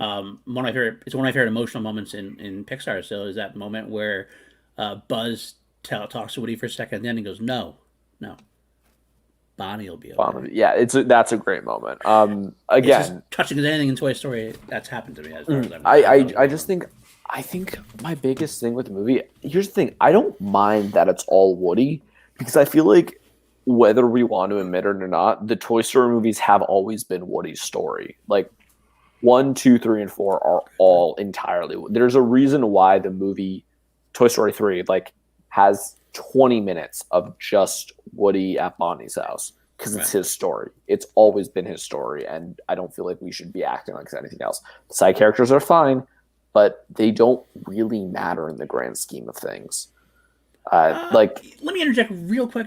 I'll say I don't disagree with you, but I do love the Woody Buzz dynamic is more. It's more of it's a Woody story, but the Buzz dynamic, like in the first one, and the third one, and even in the second one, while Woody's gone, Buzz is like leader. Buzz is kind of. I felt like Buzz was sidelined more. Yeah, but you kind of get a little bit more because Buzz is like he's there. He's got his like dynamic with Ducky and Bunny, and they do have moments of the two of them working together, just along with Bo Peep and Ducky and Bunny, and this sort of a newer set of characters, which again, like, why not introduce some new characters into the story? Like, I think Key and Peele are hilarious as these characters. Right. I think it's got the weakest villain in the Toy Story franchise by far, though. Like, not very compelling motivations. Has a very strange ending where I feel like if I was a child, I would not feel safer if I saw a random doll sitting there like, let's be friends. Right. Again, kind of plot armor there, but again, I think the movie's fine. I would put it bottom of B tier, knock Bug's Life down to C personally. But I want to hear what Pardis has to say about this movie. And wait, Zach, do you want to say something first before Party rebuts? Yeah, let's say. Yeah, sure. I mean, I haven't found anything you guys have said overly offensive in any way. I mean, I like the new characters. Key and Peele, great. Duke Kaboom is great. I don't know. I don't really care for Forky. Is that its name? Forky? That's his name, even though he's a spork. Oh, yeah. Okay. Right. I was confused. I don't care for that much. This Bonnie's just the little puppet things are probably the creepiest. I mean, I understand the villain is not great. What's her name? The little girl? Gabby. Oh yeah, Gabby. She's not great, but holy cow, her henchmen are absolutely terrifying. So I mean, you get a lot of points there just because of them. I'm also convinced the MPAA doesn't watch the movies anymore because they gave this movie a G rating and gave Onward PG. Really? Which feels very not right. Yeah, I would switch that up, honestly. Think of anything. Well, I feel like most of these should be rated G, though. Honestly, the process death scene. Yeah. But anyways, I mean, I don't have much more to say than that. I think again, I've stated a few times here. I don't love the Toy Story movies in general. I do think I enjoyed this one more than Toy Story 2, though. So I'm fine with where you have it currently. And as far as dropping A Bug's Life down, I kind of knew from the very beginning. I had a suspicion I was going to end up on the C tier. So, All right, Party. Party seems to be preparing himself, so I'm going to go get some water. Now I want to hear this. Okay. Where do we begin with this? I don't know, but make it quick. It's almost 1 a.m. here, Yeah. so. Oh, okay. I'll try my best. But so, number one, they sidelined all the characters. My gosh. Jessie, Slinky, Rex. They're the most important characters, part of the whole franchise. Yet they just sidelined them. They bring back Shut up, Liam. Liam. Bo Peep, Forky, and Bunny and Ducky, whatever the hell their names are. And then the second one is that they made Buzz dumb and an idiot. And he's not like that in any of the other movies. They strictly dumbed him down. So doesn't know what's going on or anything that happened. Another thing is that Bonnie disrespected Andy. Andy told her to take care of his toys, which are Woody and the gang, and she disrespected Child. him. She's 5. Yeah. Five! What are you talking about? Just seeing her have love over a plastic fork.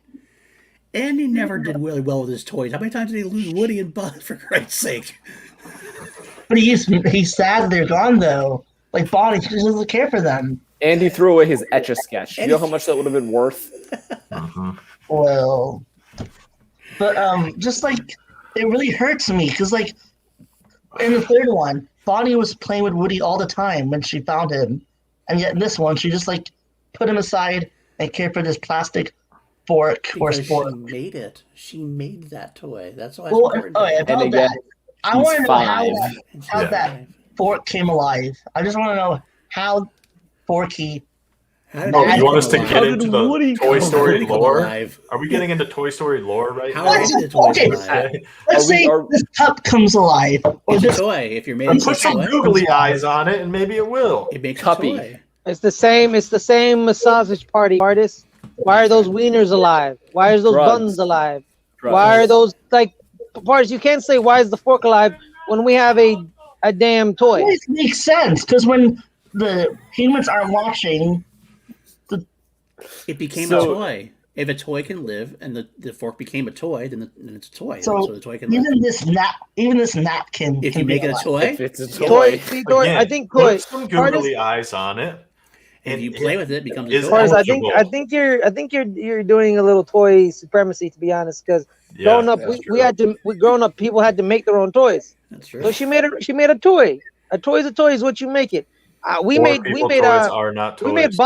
we made bottle cars where we would take a plastic bottle, you poke a hole through it, and then we shove a little Just that. a little metal rod, and then we use taps.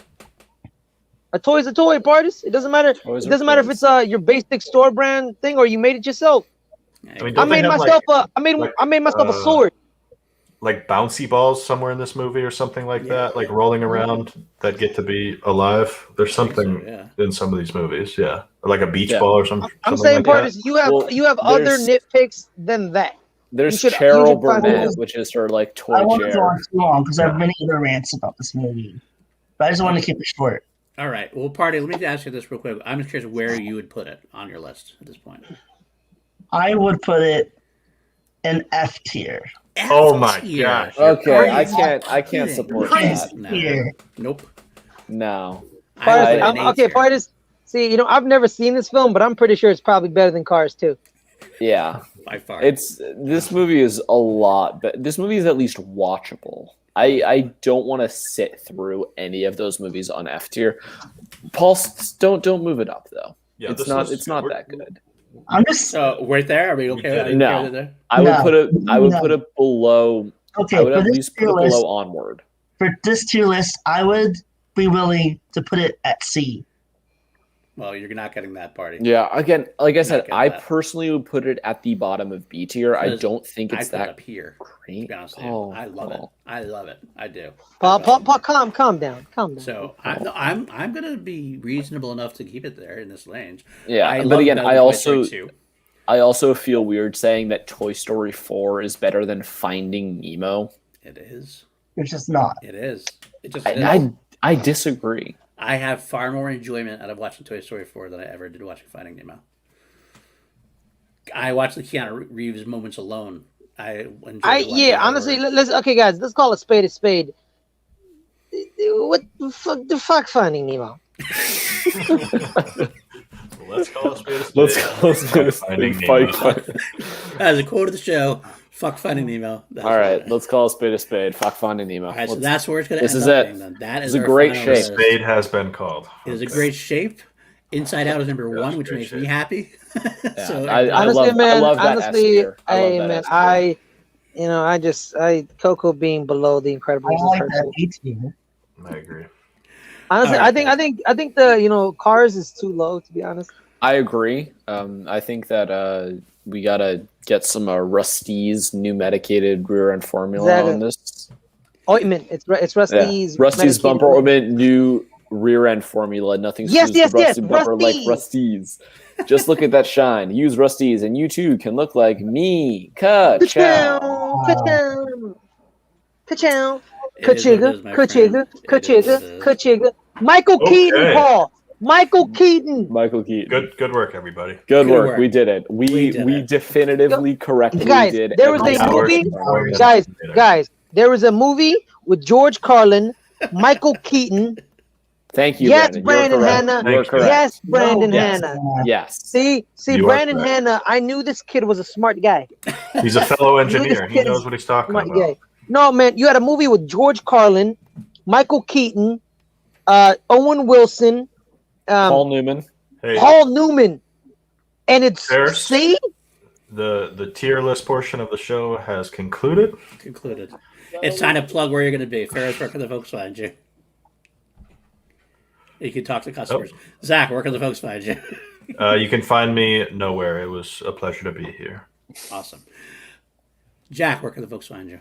You can find me on Twitter at jmay658, probably tweeting about random movie shit and my thoughts on them, or really bad comedy stuff, or I don't know. I post a variety of things there, sometimes unfiltered, sometimes not. It's my main outlet of trying to figure out my life, which is fun, and I probably should talk to my therapist more about that. But we're using Twitter for now, so jmay658. Perfect. All right. Party. I also watch movies. Okay. That's the other. I watch a lot of movies. There you go. Party, how about you? Where can the folks find you? You can find me on Twitter and Instagram at Partis Jesse Dawson, and also I'm on Letterboxd as well. And you cannot find him watching Toy Story 4, apparently. That is true. Oh, Liam, what's with the Coco hate, Liam? Damn. Liam, your movie that you argued is. Liam is dumb. Ferris, where can the folks find you? Can you say it now? Are you done? All right. Yeah, I got you. Yeah. Every guys, I'm on Let's Scared to Talk Smart on podcast every Friday, 8:00. I'm at Ferris McDonald on Twitter. Pretty much that's it, you know. Yeah, sounds good. You can find me at Paul Denuzio on Twitter. You can find me on PLD Products doing Scoundrel of the Force every week. I had an episode go up today with Zach, actually. You can find me also I'm going to be doing a show about the band Queen, so look forward to that. And also Action Industries. I do happen to like that band, yes. Action Industries, and as well, of course, the FCL every Tuesday on the Schmodown Twitch channel. That being said, thank you guys so much for appearing. We appreciate you guys in the chat. Oh, guys, you also can find me and Paul creating a new show called I Can't Believe You Said That on the PLD Projects. Exactly. Perfect. And on that note, we end. Take care, guys.